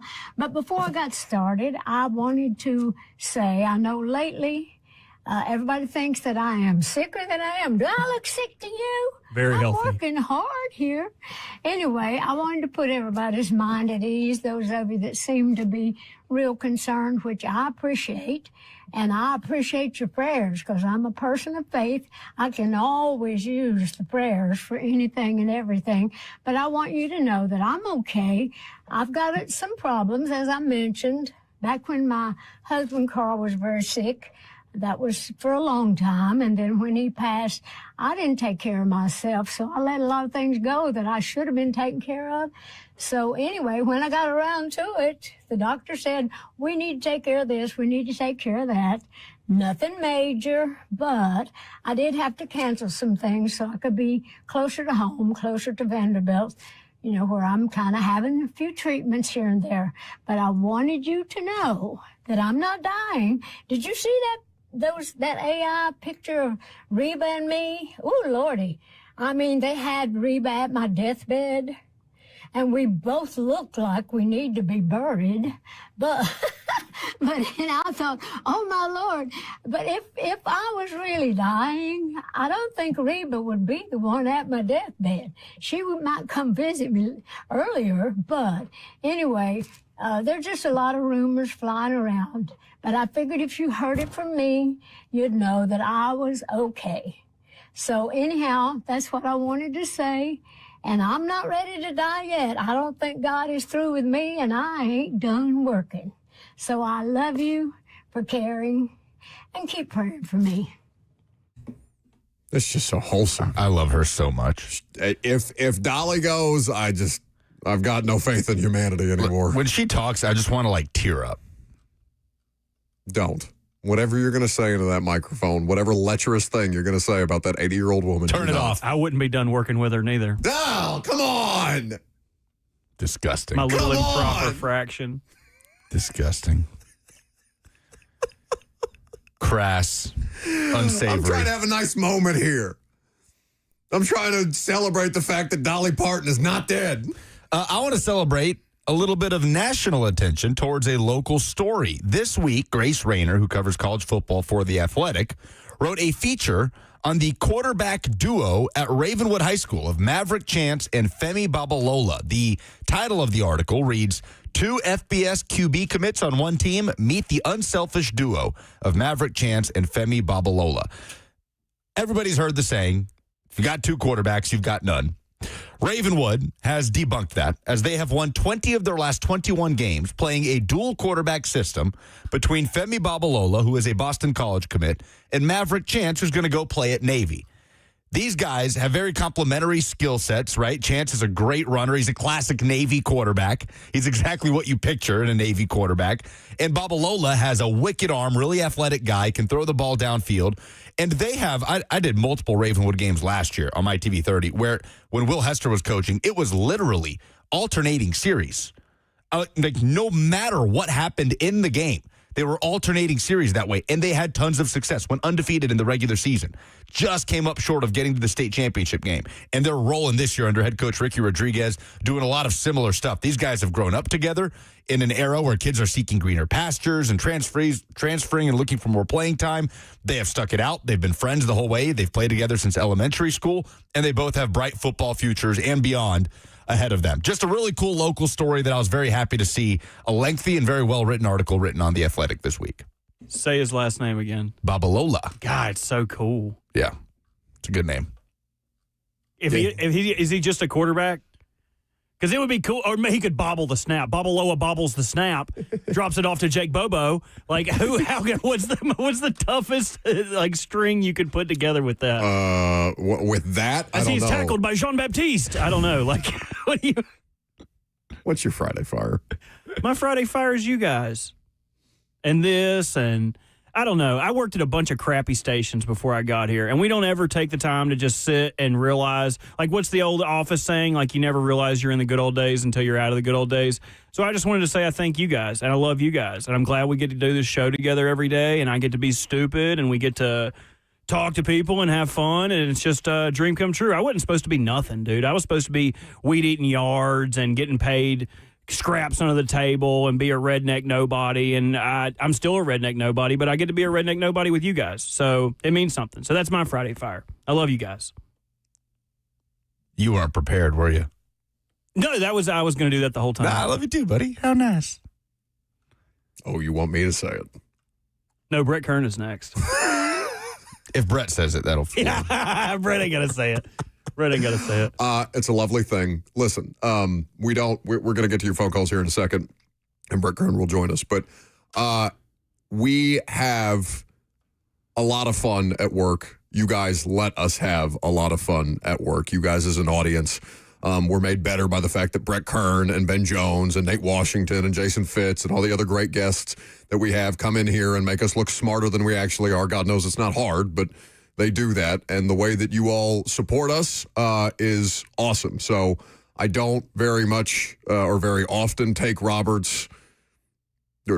seriously at all, really ever, and maybe I'm not going to start today, but I do appreciate that sentiment, because there is nothing better than, for as much time as everybody, whatever your job is, for as much time as we spend at work doing things, it is such a relief to be able to come in here and just enjoy it every day. And I think, Lucas probably doesn't enjoy me every day, but the three of us enjoy doing the show every day.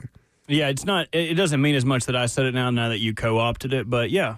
We do enjoy it, or at least we're really good at pretending like we do. 615-737-1045. I'm still not saying it back. Mary Claire. We'll make it happen with AI. I'm going to get drunk tonight at this concert and tell you. And you're going to have I hate when you drink and start telling me how much you love me. It's so I love uncomfortable. You, dude. It's like I love you when his so eyes much. are going 3 different directions. He's got 2 cigarettes in each nostril. Come here. Stop running away from me. I got to tell you something. It's like when people see me out and they say tighten up, and I don't know how to respond because it's awkward, and I'm not going to say it back. It's I love you. The same thing. What do you got, Mary Claire? Hey, well, Buck, you definitely took mine. I was going to go with Dolly. So I kind of had to spur the moment switch gears. And My Friday fire is that my dog, named after King Henry, does not know the pain of being a Titans fan or a Ravens fan this year. So that's what I got for you. Well, I'm glad your dog is not suffering that way. It took everything in me not to kick her off the phone line. Ignorance is bliss, Mary Claire. Must be nice. She's a dog. They've got it good. All right. Bob is in Clarksville. We got Hello? Bob. My Friday fire is it's my daughter's birthday. Oh, lovely. What How old? birthday? She's 11. Well, happy Nice. birthday to her. Thank you. Did you just turn my microphone off? No. Oh, I thought you said what you just said in my ear out loud. No. I didn't say anything. I was so disoriented by that. George is next. Hey, can you hear me? Yes. All right. So I have a 9-year-old daughter and a 1-year-old son. And with my daughter growing up, my father was still around and my fiance's mother was still around. And my son doesn't get to experience that, but my daughter every day shows the initiative to act as an extra person to love on my son. So I think that's my positive take on today. Well, that's lovely. Nice. We appreciate it, George. All right. We didn't ask if any of these people knew who Bring the Horizon was. No, we didn't. Who should get the tickets? George's was That was lovely. lovely. Yep. Yeah, that was great, George. Definitely not Mary Claire.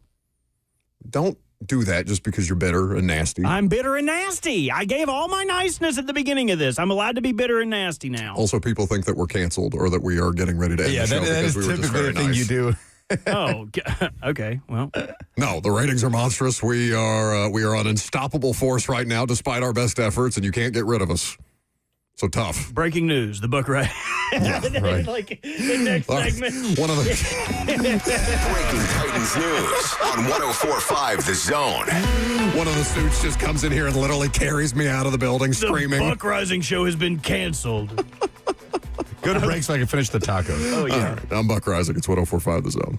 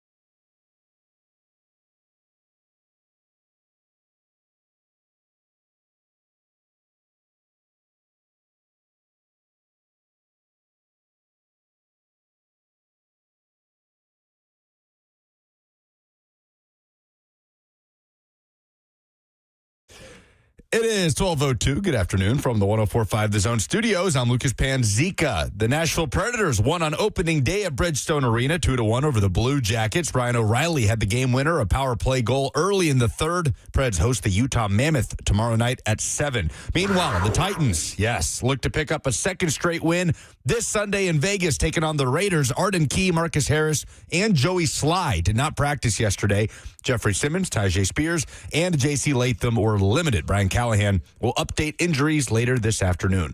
The League Company countdown to kickoff hits the air at noon. Farm Bureau Health Plan's Titans countdown is at 2, and kickoff between Titans and Raiders is at 3:05. The Tennessee Vols are out of the bye week. They are back home, hosting Arkansas, led by interim coach Bobby Petrino at Neyland Stadium. Kickoff at 3:15 tomorrow. Vol Network coverage starts at 12:30 right here on The Zone. For all your foundation repairs and waterproofing needs, visit USSTN.com. Breaking news at once on your home for the Titans and Vols. This is 104.5 The Zone.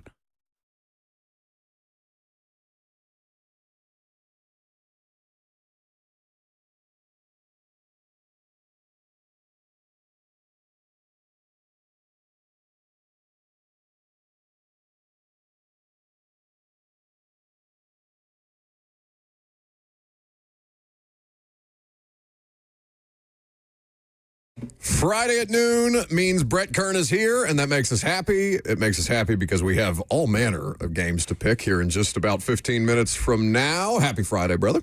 Happy Friday. I'm out of the cilantro onion sweat box back there with Robert. The cilantro seller. Oh, my gosh. It's disgusting. Brett is confused as to how often you guys eat these tacos specifically, and I'm sure they taste delightful. I have not yet tried them. But he said it's literally the last 3 weeks that they've had the tacos. I said, no, Brett, Wednesday is the only day that they did not order tacos this week. It's a killer deal. Savings just too good to pass up.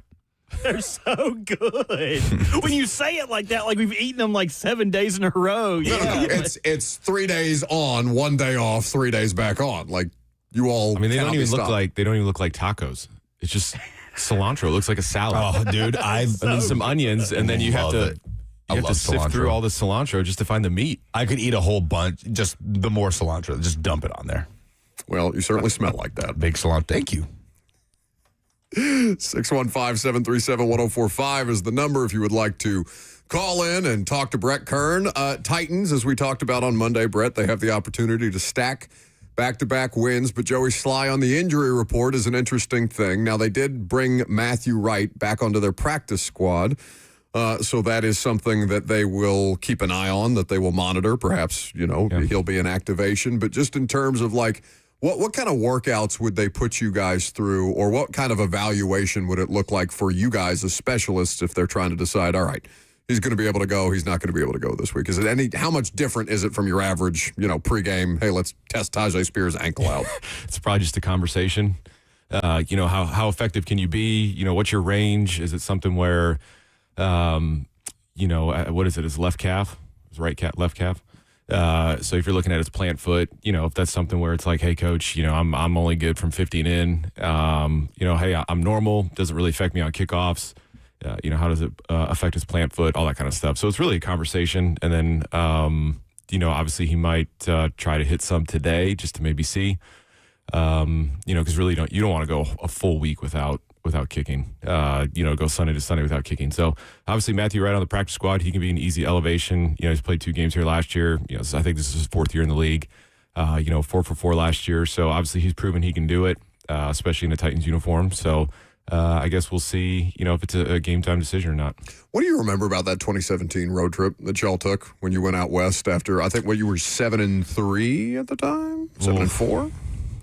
Yeah, I don't remember exact record, but West Coast is tough, just depending on how the coach does it. Malarkey was very, I remember having a team meeting at 8:00 at night, which is 10 o'clock our time, and so I remember looking around, a lot of guys struggling. It's just a long flight. Obviously going out there, and I tried when we went West Coast. A lot of times I would just stay on Central Time, so I would try to go to bed at 8:30, which is obviously 10:30 here, and then I'd wake up at 4:30. And so just to kind of keep on that routine instead of trying 2 hours. 1 hour you can get away with, but 2 hours is a lot. So Each coach is different. Some would go out on a Friday, Friday morning. You have a walkthrough out there. You kind of light practice. I know with Coach Fisher, we did that. It was in Seattle. We went out. We left like Friday morning. Got to go have like a practice at UW out there, and then we had a walkthrough where the Mariners play. Beautiful out there. Yeah, it is. I haven't been out there in a while. Heard it's changed a little bit, but UW's campus, though, beautiful. Yeah. Oh, just a beautiful setting. But yeah, so I mean, each coach kind of does it differently, and same with guys. You look at the Rams. They got to go play the Ravens, and then they're popping over to I think they're in London, right? Or the Germany game. Oh, are they Berlin next week? The Rams? The Rams. We've got Broncos Jets in London. We haven't done Germany games yet, so that would they are in Wembley. Rams Jags Wembley Stadium. They're Wembley. Okay. Yeah. So I mean, there's West Coast teams have a way of doing it. East Coast teams have a way of doing it when they go out west.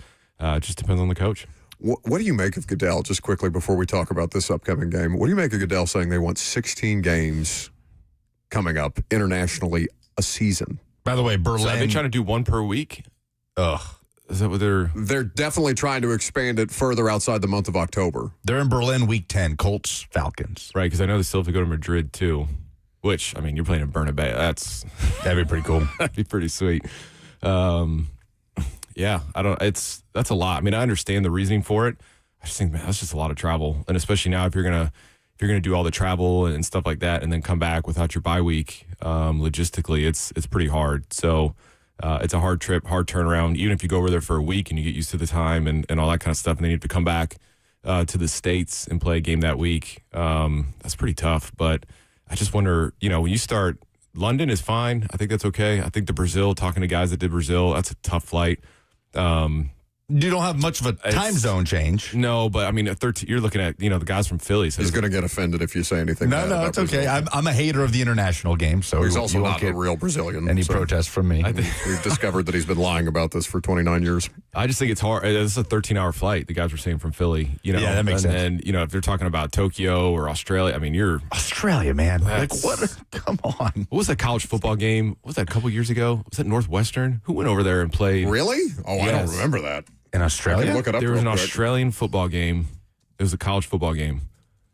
Week -1. It wasn't even week 0. It was -1. Because they needed 2 weeks to recover. I'm not seeing anything. It's just a lot of articles about Australian punters coming over to play that's a whole other segment. in the U.S. Perhaps Lucas can do a little bit more digging, or I can do a little bit more digging. Lucas, you can ask your next question. So they won a game. However they did it, they won a game, right? Opportunities were presented. They took advantage of said opportunities. What can that do what kind of emotional uplift can that be? Like, how tangible is that with an 0-4 start that it weighs on everybody, right? It weighs on us, Titans fans, people in the building, players, coaches, staff. Like, how real is that? Oh, it's real. Yeah, it's, you take a win as a win, no matter how you do it. I think how they finished, obviously they had some stuff go their way. Obviously with the line of DeMarcado being crossed by him and Jonathan Gannon. Expensive week. But, for Cam to have that fourth quarter, 13-18, 193 yards, saying that he likes tempo. Now, you can't always be in tempo, right? This is not Chip Kelly, with the Eagles doing this whole thing. So Hawaii and Cal I knew in it. 2016. That's right. Whoa. Yes. At ANZ Stadium in Sydney. I mean, Hawaii, that's probably not the worst flight. It's not a good flight. I mean, that's still not. Hawaii would rather go to Japan than damn Australia. Yeah, true. I mean, LAX to Australia, because the Rams are going to play in Australia, this is a 16-hour flight. Like, it's a joke.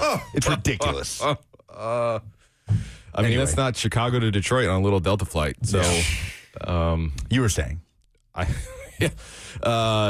knew it. 2016. That was a lot further back than I thought. I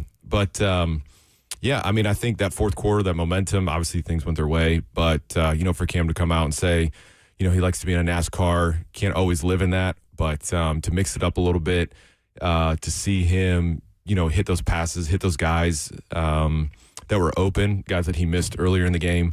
And it just looked a lot more fluid for him. And so can you carry it over to here to Vegas? We'll find out. But that fourth quarter, there's definitely a lot to build off of that. And even too, you look at the defense and Marvin Harrison kind of went off early. Obviously they're running the ball, and then it just kind of flipped the switch, and the defense started balling out too. 615-737-1045 is the number. Thursday night football last night between the Eagles, Brett Kern, Eagles legend. I don't know about that. I think I got booed more than I did cheered. Well, that's probably standard. That's what makes you an Eagles legend. I think that means that you're one of them. It's like, that was a good punt. What are you booing me for? That's great.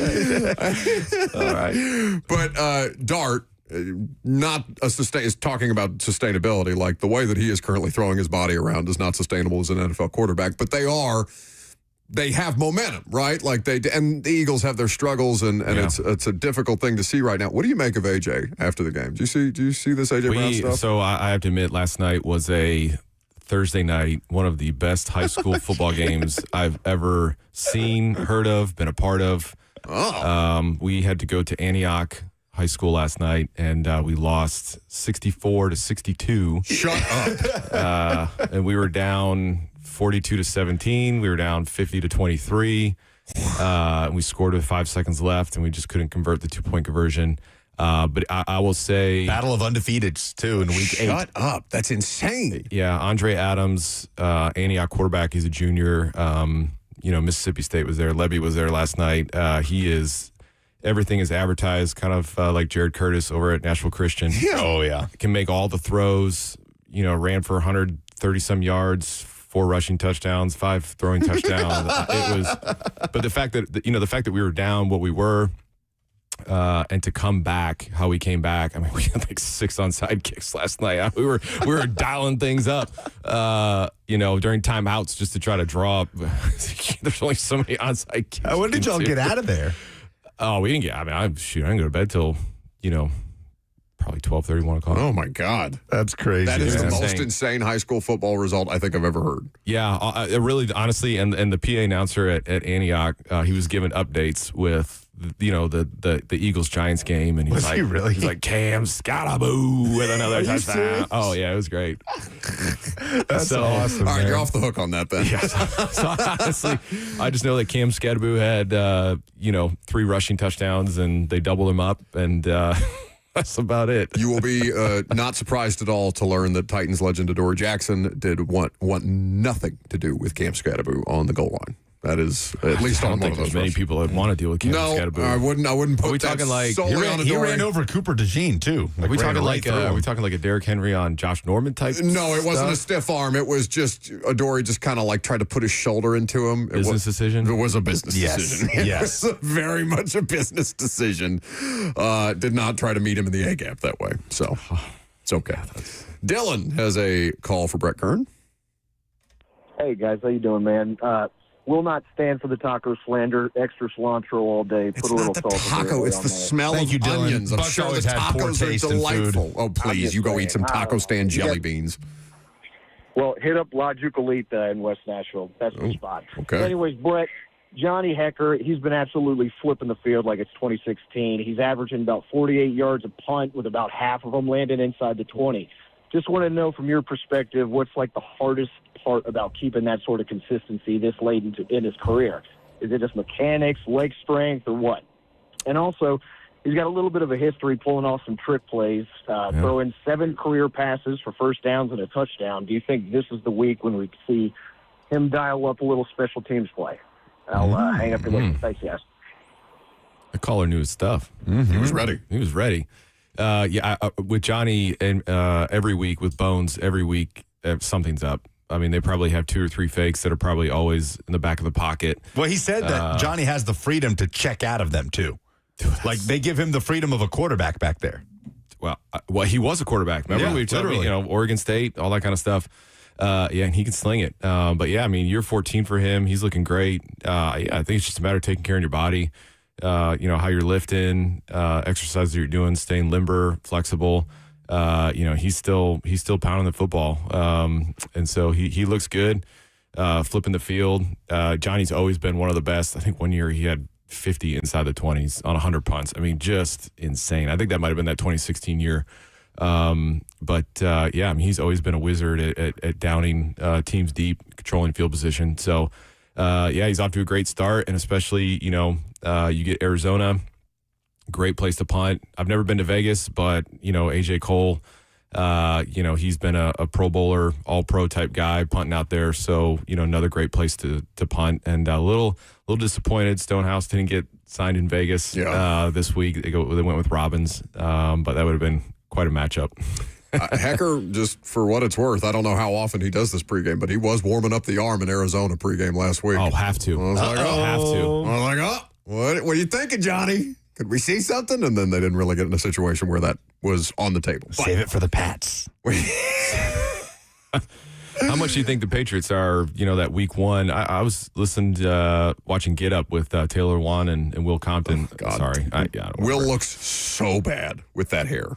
So bad. I almost didn't recognize him. No, I mean, he looks like male genitalia with his head shaved. But, oh, man. Yeah, it's, and they were talking about, week one. Taylor was saying, like, week one now is almost like a preseason game with all these starters. And obviously for New England to, Vegas's only win this year is at New England. How much Vrabel and the Patriots love that back, that week one loss. But, it's pretty – Vegas, 4 losses in a row. I mean, this is an opportunity. I know we're doing pick'ems later with them. That 1 week off was not treated well by Buck and I, not being able to pick them. But it's back on the schedule, so we'll see how it goes. But I feel pretty good about it. We'll see if we can redeem ourselves in the picks department coming up next.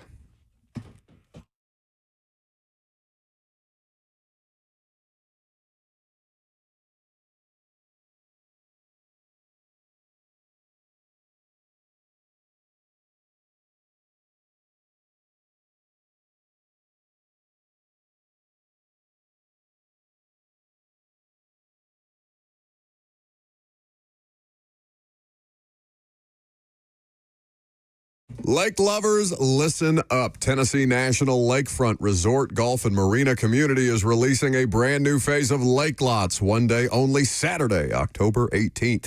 You can get a cottage package with a boat slip from $379,900. Home sites with 40 miles of views and a covered boat slip from just $99,900. Move-in ready homes and custom builds, lot sizes up to 7 acres, private golf cart access to a new marina and resort, 10 miles of walking trails, 3.5 miles of shoreline, a brand new 26,000 square foot clubhouse, waterfront concerts, pickleball, pools, on-site coffee shop, and much more. Play on the lake or simply relax at the waterfront restaurant just over 20 minutes from Knoxville, Tennessee. Financing is available, so celebrate the lake life and make memories. This limited property release, Saturday, October 18th. Visit TennesseeNational.com or call 865-408-9992 to secure your private tour. Memories begin here at Tennessee National.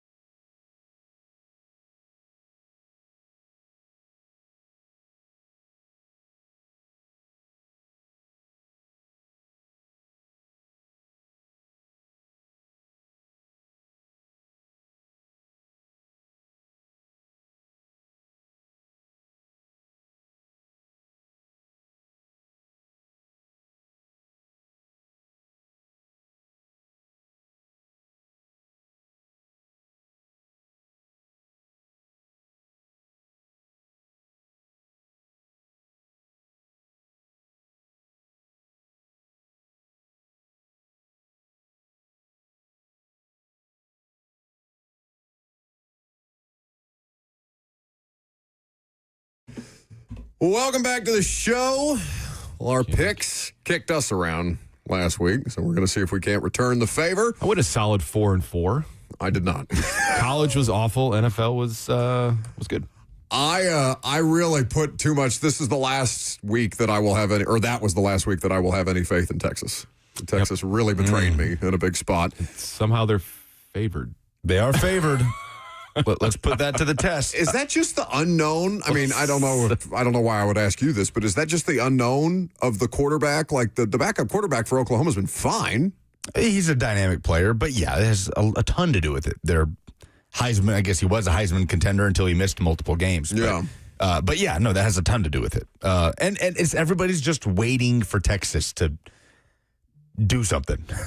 To, like, backs against the wall. What are you going to do, Texas? Even Florida showed a pulse. Backs against the wall coming out of a bye week. They showed something. At home. Texas is too talented not to show something at some point. And we'll see. This is a huge game for them. Just quickly before we do that. About to do this. Well, go ahead then. Arden Key, Blake Hance, Marcus Harris, and Joey Slye not spotted at Friday's Titans practice. That's from Jim Wyatt. Brian Callahan will give us an injury update in a little bit. So J.C. Latham, third straight day of practice. That's good. Yes, good news there. Good news there. So, all right. Alabama, after outlasting Vanderbilt, a couple of critical red zone turnovers by Diego Pavia, Bama turned them into points, covered at the back door, and they are the number 8 team. I know. That was tough. I know. That's a touchdown for all you that took Vandy to cover. Yeah, that's you can thank Diego Pavia for that one. But Alabama, 2.5-point favorites as they go to Missouri, who's had a nice, fiery start to the season, 5-0, running the football statistically better than anybody in the SEC. Obviously, they have not been tested like this, Brett, though Mizzou is at home, trying to prove that they are a playoff team. Yeah, like you said, Hardy leads the nation with 730 yards rushing, 460 after contact, which is crazy. Mizzou's defense, I mean, they're only giving up 1.3 per rush, but they've allowed 10 plays through the air of 20 or more. So they're kind of giving up some explosives through the air. But this will be the best pass rush Bama's seen. And, Missouri pass rush is going to have to be very effective, the way Ty Simpson's been playing. And so, Horton, Williams, Bernard averaging 192 as a group, 15.1 per catch, which is pretty deadly. But I don't know. I just think Missouri, Bama is coming off 2 emotional games. I think Missouri's going to cover it. Interesting. Okay. To Brett's point, 12 sacks so far this year for the Missouri defense, 3.5 for Damon Wilson II. Their defensive end. So we will see if they can disrupt Ty Simpson. But I'm going to go opposite Brett here because Ty Simpson is playing the quarterback position better than anybody in the country so far. I know Carson Beck has acquitted himself well, and that's all well and good. He's currently the leading, and I know it shifts almost weekly now in what college football is at this point, and Fernando Mendoza is still sniffing around back there. We'll see what he does at Oregon this week, which I'm sure is on the slate. But I would take Alabama to cover and to win straight up on the road. Yeah, week 1 in Tallahassee feels like ancient history at this point. They have looked like the team we thought they would be the last couple weeks. I think they win and cover too. Which, good on them. I mean, that's not an easy thing to do, especially given the amount of dialogue around Kalen DeBoer. So, all right, Indiana at Oregon, top 10 matchup. Oh, boy. Indiana, I mean, their toughest test obviously was that Illinois game, but they passed it in style, man. A 60-burger by Signetti and that group as they go to an Oregon team that looks to be a juggernaut. Dante Moore at the top of a lot of Heisman discussions and draft discussions. Oregon 6.5-point favorites in Eugene. It'll be rocking. Yeah, 2 very efficient offenses. I think Indiana has a little bit more of a big play capability. At least that's what's been shown. And then also 2 very tough and efficient defenses as well. For example, Illinois has averaged 42.4 points per game with 7 yards per play, and when they went against Indiana, they only scored 10 points and 3.6. So that kind of shows you where Indiana's defense is. I think it's going to be a close game. And it's obviously between 2 Heisman. Dante Moore is plus 550 right now. Number 1, Carson Beck's right up there with him. And Mendoza's right there at plus 1,400. That's a top 6 Heisman candidate. So I think it's going to be a close game, 6.5, with Oregon. I do think Indiana covers this. I think it's going to be close. It almost just boils down to the West Coast trip to me because it is so clear how hard it is to travel that distance, and not just because Lincoln Riley is up there whining about the different kickoff times and the travel times and all these different things that he knew exactly what was going to happen when he went into the Big Ten, but whatever. These Big Ten teams that go west, they struggle. Ohio State against Oregon, what was that, last year or 2 years ago? Was that last year that they lost by one? Ohio State, Oregon, where they ran out of time at the end. Clock management by Ohio State. That's really the only Big Ten team that's traveled west that has acquitted themselves that well, and still they. Real quick, they Oregon actually a 7.5-point favorite. The line has moved. I just realized. It depends on what book you look at. You can get them at 7 on DraftKings right now, but we'll go with the 7.5. I will take them. I will take Indiana to cover 2, but I would also take the over in this game. I think it's going to be a higher scoring affair than the over would currently indicate, 53.5 right now. Indiana might be better than they were last year, but this still feels like that Notre Dame playoff game to me where just the better team just runs away with it at some point. Yeah, no, Oregon money line for sure. Dan Lanning is an insane person. He's going to have them ready to go. What was the line before Penn State? We are about to get our asses kicked, like Dan Lanning hyping them up in a tunnel. Yeah. All right, to Dallas, where this line has moved. Ever since John Mateer was listed as questionable, listed as probable, upgraded from questionable. Oklahoma now 1.5-point favorites in the Cotton Bowl against Texas. Do or die for Texas. Oklahoma, you never want to say, can afford to take a loss, but it's not that type of game where John Mateer, I'll put it this way, John Mateer would be more likely to play if this was an elimination type game for Oklahoma. They could afford to not play him. It looks like it might be trending towards him playing, Brett. The line's moved in favor of the Sooners. Yeah, I think Oklahoma's defense is what's going to win it for him. Arch has struggled really to play well against any top 100 ranked D. And I wouldn't say it's just Arch. I mean, I think it's just the Texas offense in general, protecting him, giving up 6 sacks last week against Florida. And Florida's ranked 75th in sack rate. And guess who's first? Oklahoma. Yeah. So I think Oklahoma's defense wins this for them, and I like Oklahoma. I would take Oklahoma as well. It's not because the dialogue around Texas has been so Arch-centric for obvious reasons. Right. Yep. But their offensive line, one of their starting guards got pulled in this game against Florida. They're underperforming wildly at this point. So Arch's situation, while it's not, I'm not absolving him of his poor level of play. I think there are also some contributing factors that are easier for the larger media dialogue around it to overlook. The offensive line has not lived up to the caliber. I think every one of those starting players has a 7-figure deal, if I'm not mistaken. An NIL, a $7 million or a 7-figure NIL deal for each of those starting offensive linemen. So at some point, you're not getting that return on investment, obviously. And Oklahoma will be overwhelming. It'll be ugly. It will be ugly for sure. Just quickly, ruled out for the Titans: Arden Key, Blake Hance, Marcus Harris, Bryce Oliver, and Joey Sly. Matthew Wright. Come on down. Come on down. And no injury designation for J.C. Latham. So you hope that reintegration process goes smoothly, and that it's going to be interesting to see. I was talking to Bo Hardigree about this yesterday, and I don't want to get too caught up, but Hardigree said that when he was coaching in Vegas, they would almost always deal with a 70-30 or 60-40 split of away fans in Allegiant Stadium. So if Titans fans are going to travel for this game. There's obviously a road rally, the whole thing. This may be the best opportunity to put J.C. Latham back in the lineup if you're going to do it on a road game, because it should be at least a somewhat favorable environment. It's like Nashville, right? Like when you're not having success, everybody wants to visit Nashville. Sure. Yep. And even more so because they don't have this rooted community in Vegas. It feels like they've barely been there in the grand scheme of things. So, interesting. Okay, by the way, I'm going with Texas. I think Texas wins. Everything, all the trends are going towards Oklahoma winning, Texas losing. So for some reason, I just think it's just that kind of year in college football. He's a contrarian. He doesn't want to pick Mike Vrabel to win the Mike Vrabel game. He wants to pick Texas to beat Oklahoma. Speaking of, I think Georgia wins.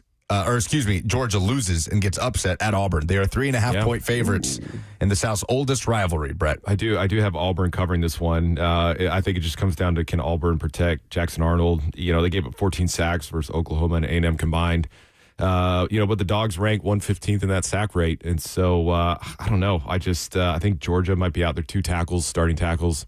And 3.5, I think, is still the line. But Auburn, I think Auburn covers. Looking at 4 on DraftKings right now, but we'll go with the line that Lucas gave us. I struggled with this one. I would probably take Georgia to win and cover. Tennessee. Now 11.5-point favorites at home against Arkansas. Bobby Petrino, both teams coming off a bye. Yep. High-scoring game. The over-under 67.5. Yeah. This is definitely 2 high-powered offenses.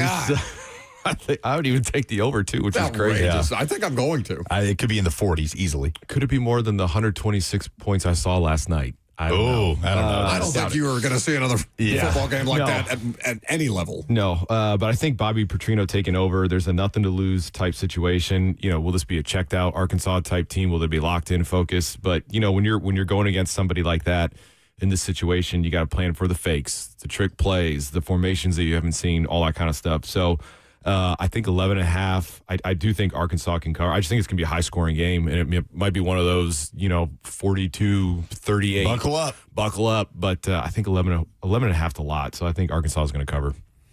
Arkansas to cover and Tennessee to win, but I would also, yes. I think I'm going to, it would be fun to take the over in that game. Like, I'm just rooting for points at that point. Let chaos reign. The Bobby Petrino thing, though, and Lucas, I brought this up with you earlier this week, like, it doesn't change anything about Arkansas. Correct. Like, it's just they're the same football team. It's the same play caller. It's the same offense. It's the same Taylon Green. It's the same sieve of a defense. I just don't think that there's anything about the interim coach bump that's going to change that appreciably. I mean, they just got nothing to lose. They're going to come dangerous. Yep. It can be dangerous. Hair on fire. I agree with both of y'all. I think it's a high-scoring, crazy game. Arkansas covers, Tennessee wins. This is Mike Mularkey when we were at New Orleans. Got the victory. There you go. There you go. What who caught that touchdown? Fasano. Fasano, another legendary Titans tight end. Titans legend, Anthony Fasano. A little bonus game here. We'll go quickly. A&M hosting Florida. Texas A&M, top 5 team. 7.5-point favorites against Florida coming off that upset of Texas. Yeah, I think Florida covers. I think A&M wins it, but I think Florida covers. 7.5 feels too big for the roller coaster experience that A&M's offense has been at points. So I would also take Florida to cover. All right, to the NFL, Niners at Buccaneers, matchup of 4-1 teams. This is one of the best matchups of the weekend, honestly. 325 on CBS. Bucks 3.5-point favorites at home. Tony, all 5 of San Francisco's games have been determined by 5 points or less. They've won 4 of them, obviously, so they found ways to win, the close ones. And Tampa Bay's in the same boat. Like, all their games have been decided by 6 points or less, winning 4 of them. So I don't think Evans, he hasn't practiced. Godwin hasn't practiced. Irving's still not practicing. Obviously, it was impressive for the Bucs to go up last week in Seattle. And win up there, even though, Seattle stinks at home, apparently. So, but I think this is a field goal game, and I think the Niners, I think they cover. Yeah, you got to give them a chance. I mean, in any game that they play this year, they're outrageous with the ways that they're able to win. And, at some point they're going to slip up and they'll have a lopsided score, but I would also take San Fran to cover. All right. The Rams, 7.5-point favorites in Baltimore, who it seems like will be without Lamar Jackson again. They're riddled with injuries right now. But, Cooper Rush in line to start. Yeah, that's tough. Stafford, leading the league, 1,500 yards passing, 50 more passing yards, and he'll be 9th all-time passing Dan Marino. Yeah. So that's going to happen. Ravens are allowing 262 a game through the air, which is second worst in the NFL. And they're also allowing 8 yards per air attempt on D. Oof. Where on the flip side, the Rams are first, on offense with 8.5 per attempt. So 7.5 is a lot, especially for a road game. For the Rams, but Sean McVay, Matthew Stafford, they've been excellent against the spread this year, and so I like the Rams. I think the Rams are going to cover. Yeah, I mean, there's supposed to be weather in this game. I just think that the Ravens are such a mess on both sides of the ball right now, and just simply because of attrition. So maybe this is the game that they stiffen up a little bit. But I would agree with Brett on the Rams to cover. I would also take the over in this game just based on the Ravens defense. 45.5. Jacksonville 4-1. Vibes are kind of high down there, coming off a primetime win over the Chiefs. You've never seen a more Jags touchdown for a game winner than that damn one against the Chiefs. It's nonsense. Travis Hunter making plays on offense, playing a lot of snaps. But the Jags are home dogs against the Seahawks. Seattle, 1.5-point favorites. Yeah, last week, Seattle's D only got to Baker once on 38 dropbacks. But their run D is 3rd in the league. They're only allowing 83 yards per game. And Jacksonville's 5th in the league in rushing at 137 per game. We were talking about Seattle, how they're not great at home under McDonald, but they're 9-1 on the road under McDonald. So try to figure that one out. Will there be a Monday night W hangover in Duval? I don't know, but I think the Jags can cover this. I'm with you. Their defense is outrageous. Like they have, I think they have 13 takeaways. They're 14. Devin Lloyd has they're plus 14. 4 interceptions for an off-ball linebacker. And an outrageous pick 6 in that game against the Chiefs. So I would agree with Brett. Jags to cover. The Jags being 5-1 in Liam Cohen's first year it's crazy, especially because it's not because of Trevor Lawrence. I mean, in part, but like no, for sure. It's the defense. It's the way Etienne is playing. Yeah, 100%. Lloyd leads the league in interceptions with those 4. But we'll see too. You know, to have a Monday night game and for it to finish that way, you know, a short week. At least it's home. Like if they were traveling to somewhere, especially if they were traveling to Seattle, this would be a totally different conversation. But after that huge win, being at home, I think makes a difference, and I think Jags do it. Well, the Sunday night game, 4-1 Lions at 2-3 Chiefs. Kansas City 2.5-point favorites. Quickly, what we got? Yeah, Chiefs 11-0 last year, 1-score games, and this year they're off to 0-3 start, 1-score games. You saw last week, 13 penalties for 109 yards. Detroit's top 10 in passing, rushing. Very well-balanced attack, and obviously they're leading the league at 34.8 points per game. So I like the Lions to cover on this one. Lions money line. Okay. All right. Titans on the road, going to Vegas. First time ever the Tennessee Titans play a game in Las Vegas. Raiders are 3.5-point favorites. Yeah, I mean, can Cam, carry over, that fourth quarter performance that he had in Arizona? Ravens D, 22nd in passing, giving up 222 a game. And Genty, obviously he leads all rookies, 82 carries, 349 yards. But if you take away that Chicago game and a 64-yard rush, he really hasn't done much as far as production-wise. But he's still a huge threat. Crosby, going against Latham, I think I saw something where there's a 20% chance that he'll get 2 sacks or more on Sunday. So we'll just kind of see how that situation, fares out. If it's a lot of one-on-one coverages with JC protection wise, or if they're helping chipping, all that kind of stuff. But I think it's a 3-score game, and I think I like the Titans in this one. I think I'm going to take them to cover. I wouldn't take them straight up, but Geno he's so bad right now. He's the league with picks, 9 picks. 9 interceptions to 6 touchdowns. Their defense is giving up damn near 28 points per game because they keep getting put in disadvantageous situations. Yeah. So I think there will be opportunities for the Titans, and I would love to see them show consistently that they can take advantage of those opportunities. We'll find out on Sunday. What do you think about a Matthew Wright game winner? Like a Sam Sloman double doink in. It was 4 for 4 when he was with the Titans. Was last year, right? Yeah. Titans legend Matthew Wright. That's right. There we go. That's Brett Kern. We'll see how his picks hold up. We'll see how my picks fall short, as is the custom. Are you even keeping track? I am. Yeah, I'm not doing well. I'm not doing well. I don't talk about my numbers because I'm not doing well. Brett, thank you for the time. Appreciate it. Safe travels, and we'll see you on Monday. Thank you, brother. All right, last call for phone calls. If you got them, 615-737-1045. I'm Buck Rising. It's 1045 The Zone.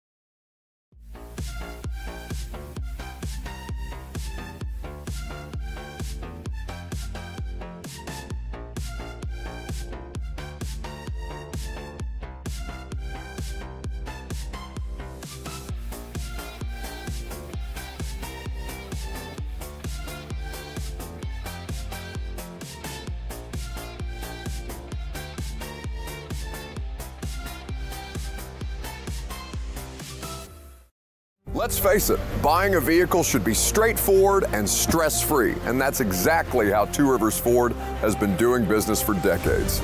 This locally owned dealership has a non-commissioned sales team whose only focus is to find you the right vehicle at the right price without the pressure.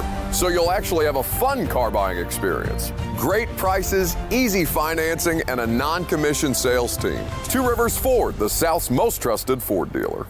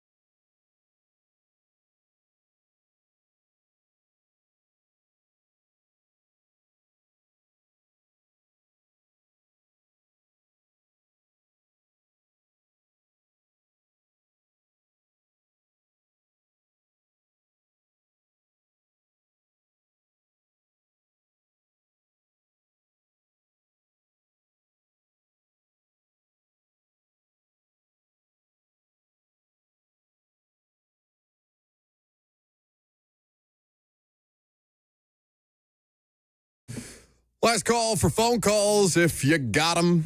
Why does it say Ben Jones is a jerk on the call screener? Said that since Monday. Oh, is it really? Is that because he took a shot at you? Don't have to keep bringing it up. He said, shh. He said, shh, shh, shh, shh. Okay. We'll keep it moving. So, Vegas should be interesting. I don't know if it'll be a good game, but it should be interesting. I mean, are we back in must-win territory for a team that's scratching for either team, scratching and clawing to get to 2-4? I mean, the Giants, again, L'Jarius Sneed said it in Arizona that the locker room was acting like they'd won the Super Bowl, and L'Jarius Sneed has won 2 Super Bowls. So for him to say that is kind of crazy. I didn't pay much mind to this whole Primo thing. Have you seen the documentary? I haven't seen the documentary, but yeah, I have seen just how much the Titans have used it throughout the course of training camp, it seems, and so applying it to football. Inspiration from a fighter pilot? Yeah. From the story of the fighter pilot? Yeah, the way that they the Titans put out some content about it. Brian Callahan talking about the way that, it exemplifies teamwork and all the things that, yeah, check it out. Okay. Because we were confused sitting waiting for Brian Callahan because they were chanting something. And Primo was there. The fighter pilot was there, it seems. Yeah. So it was... it was kind of cool. They're throwing him up in the air, Jerry Neuheisel style. He's just a little guy. Just a little guy amidst giant rage monsters throwing him up in the air. I've heard that. Go ahead. Y'all ever been picked up like that before? No. Not by a crowd. 6'2", 220. Hell no. Yeah, it wouldn't take much to pick you up. Me and Lucas could pick you up. Lucas can't walk down the stairs without turning an ankle. All I'm saying is that has got to be the height of the human experience, being carried by a group of your peers. I would hate that. As don't touch me. The whole time I'd be checking your old buddy. If you were up there, just Christian Wilkins. Boink. Yes, the whole time. But if anybody wants to form a crowd outside and carry me to my car or something, that would be exceptional. I have heard that documentary is awesome. What's it called? I need something to watch. It's a 4-hour flight. All right. Excellent radio. So, consecutive wins, potentially, for the first time since 2022. I don't know what it would mean for their season. They still have the opportunity to get to 5 wins. 5.5 was their projected win total this year. Vegas is gettable.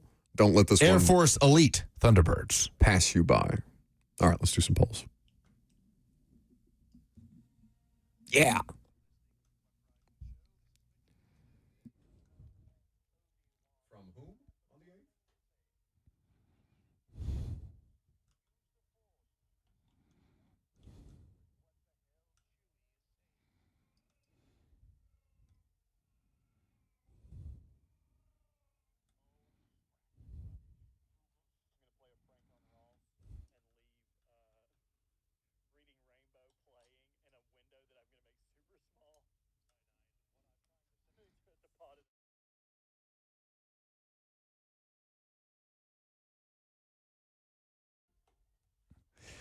What's the most positive story you've seen in sports this week? Karen says watching the Phillies lose in heartbreaking fashion last night. Tough night for the entire city of Philadelphia.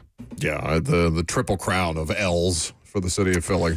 What would it take for Brian Callahan to be off the hot seat, in your opinion?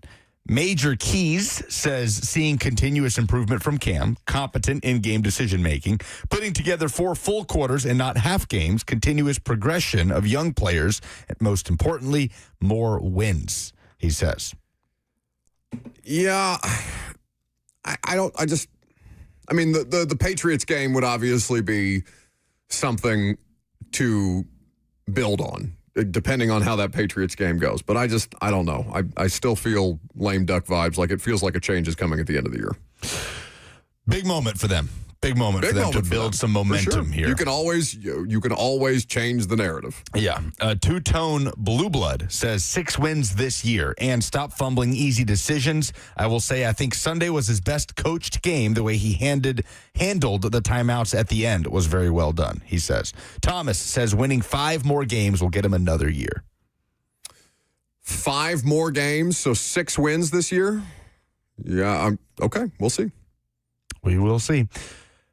What's the more likely upset? Auburn over Georgia, Florida over A&M, Arkansas over Tennessee, or Indiana over Oregon? What do you think got the most votes? Upset? Is it Indiana? No, Florida over Texas A&M got 43.9% of the votes. Second most went to Arkansas over Tennessee, then Indiana over Oregon. Auburn over Georgia got the least amount of votes. I don't know why. I just have a feeling about that game that something weird is going to happen on the Plains. It's been too long since something weird happened on the Plains. They're due. Yes. What is the best Titans matchup advantage on Sunday? John says Titans guard center triangle against the Raiders interior D-line. See, I would say, not that John is totally wrong, but I'd say the opposite. I'd say the Titans interior defensive line, a.k.a. Jeffrey Simmons, against the Raiders guard center triangle. That feels like it should be a matchup advantage. But again, I think that they also, I mean, theoretically, Calvin Ridley should be able to have success against a secondary that's not very good. Theoretically, yes. Those are the polls. All right, very good. That's the show. We appreciate you guys hanging out with us. If you're traveling to Vegas, safe travels. Enjoy the weekend. If you're going to the road rally, I guess I have no choice. Coach Mack told me I need to go, so I'll be there. And we will see what happens out west on Sunday.